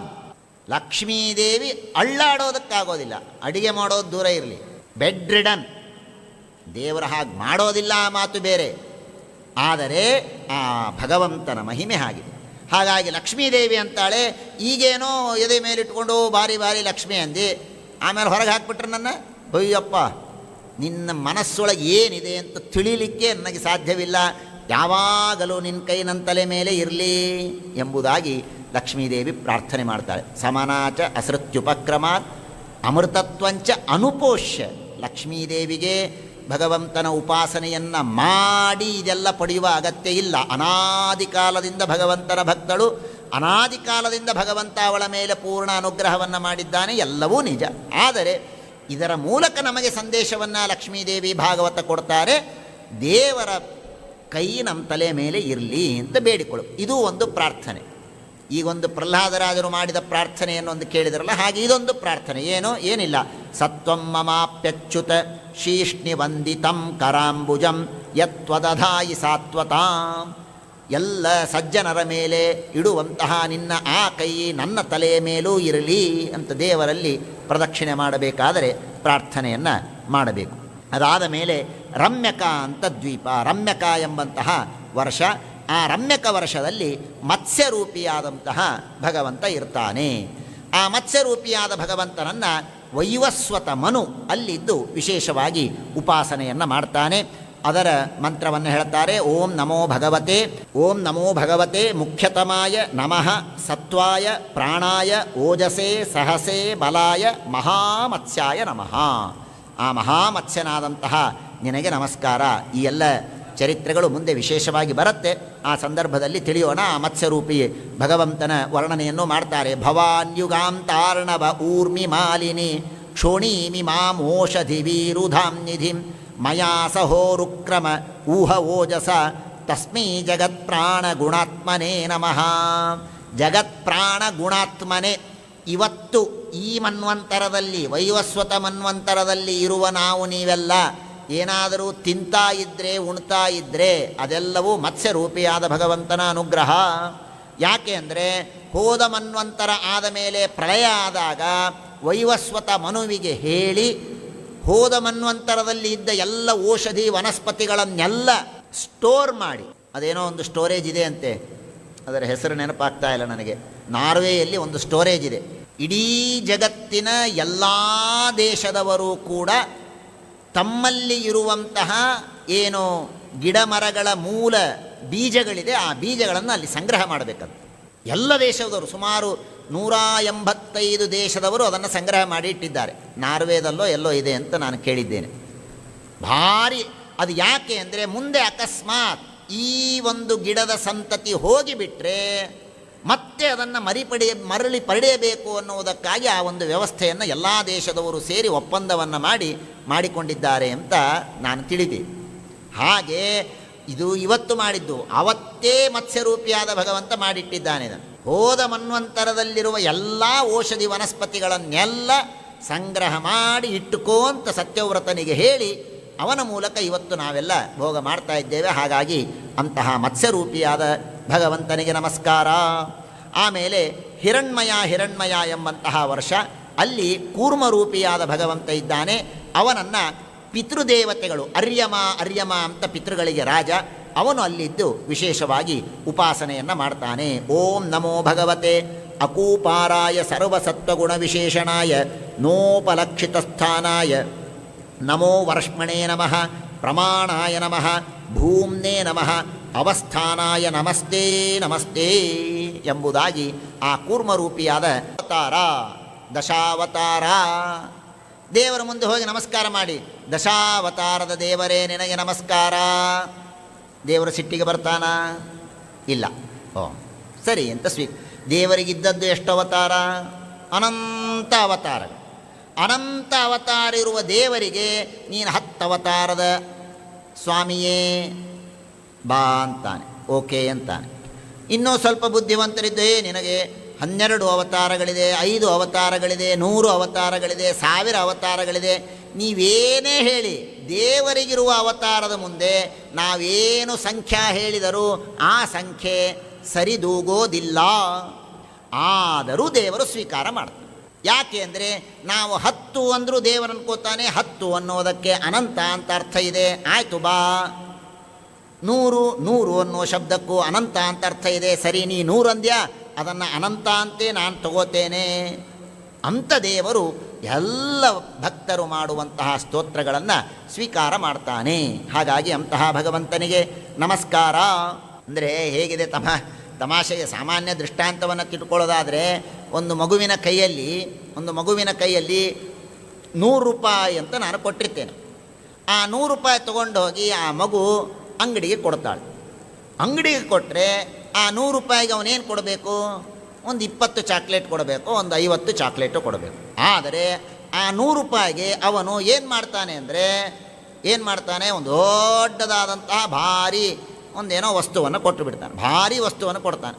ಭಾರಿ ಒಂದು ಡ್ರೆಸ್ ಕೊಡ್ತಾನೋ ಏನೋ ಕೊಡ್ತಾನೆ. ಅರೆ ಹೀಗ್ಯಾಕೆ ಮಾಡಿದ ದೇವರು ಅಂದರೆ, ತಮಾಷೆ ಏನಾಗಿತ್ತು ಅಂದರೆ, ಅವಳು 100 ರೂಪಾಯಿ ಅಂತ ತೊಗೊಂಡು ಹೋಗಿದ್ಲು. ಆದರೆ ಅದು 100 ರೂಪಾಯಿ ಇರಲಿಲ್ಲ, $100 ಇತ್ತು. ಅದು $100 ಇತ್ತು. ಮಗುವಿಗೆ ಅದು 100 ರೂಪಾಯಿ ಅಂತೆ ಅನಿಸಿರುತ್ತೆ. ಆದರೆ ತೆಗೆದುಕೊಳ್ಳುವ ವ್ಯಕ್ತಿ ಪ್ರಾಮಾಣಿಕ ಇದ್ದದ್ದಕ್ಕೆ ಅದು $100 ಅಪ್ಪ, 70,000 80,000 ರೂಪಾಯಿ ಬೆಲೆ ಬಾಳೋದು ಅಂತ ಹೇಳಿ ಅದನ್ನು ಸ್ವೀಕಾರ ಮಾಡ್ತಾನೆ. ಸ್ವೀಕಾರ ಮಾಡಿ ಆ 70,000 80,000ಕ್ಕೆ ಏನು ಫಲ ಬೇಕೋ ಅದನ್ನು ಕೊಡ್ತಾನೆ. ಹಾಗೆಯೇ ದೇವರ ಮುಂದೆ ದಶಾವತಾರದ ಸ್ವಾಮಿ ಅಂತ ನಾವಂತೇವೆ. ಅದು 100 ರೂಪಾಯಿ ಕೊಟ್ಟ ಹಾಗೆ. ದೇವರು ದಶ ಅಂದರೆ ದಶ ಅಲ್ಲ, ಅನಂತ ಅಂತ ಹೇಳಿ ಅದನ್ನು ಸ್ವೀಕಾರ ಮಾಡ್ತಾನೆ, ನಮಗೆ ಅನುಗ್ರಹವನ್ನು ಮಾಡ್ತಾನೆ. ಎಷ್ಟು ಚೆನ್ನಾಗಿದೆ. ಸಂಖ್ಯಾಯಯ ತತ್ವದೃಶಾ ವಿನೀಯತೆ ತಸ್ಮೈ ನಮಃ ಸಾಂಖ್ಯ ನಿದರ್ಶನಾಯ. ಆಮೇಲೆ ಉತ್ತರ ಕುರು ಎಂಬಂತಹ ವರ್ಷ, ಅಲ್ಲಿ ವರಾಹರೂಪಿಯಾದಂತಹ ಭಗವಂತ ಇದ್ದಾನೆ. ಆ ವರಾಹರೂಪಿಯಾದಂತಹ ಭಗವಂತನನ್ನು ಸಾಕ್ಷಾತ್ ಭೂದೇವಿ ಅಲ್ಲಿ ಇದ್ದು ಪೂಜೆಯನ್ನು ಮಾಡ್ತಾಳೆ.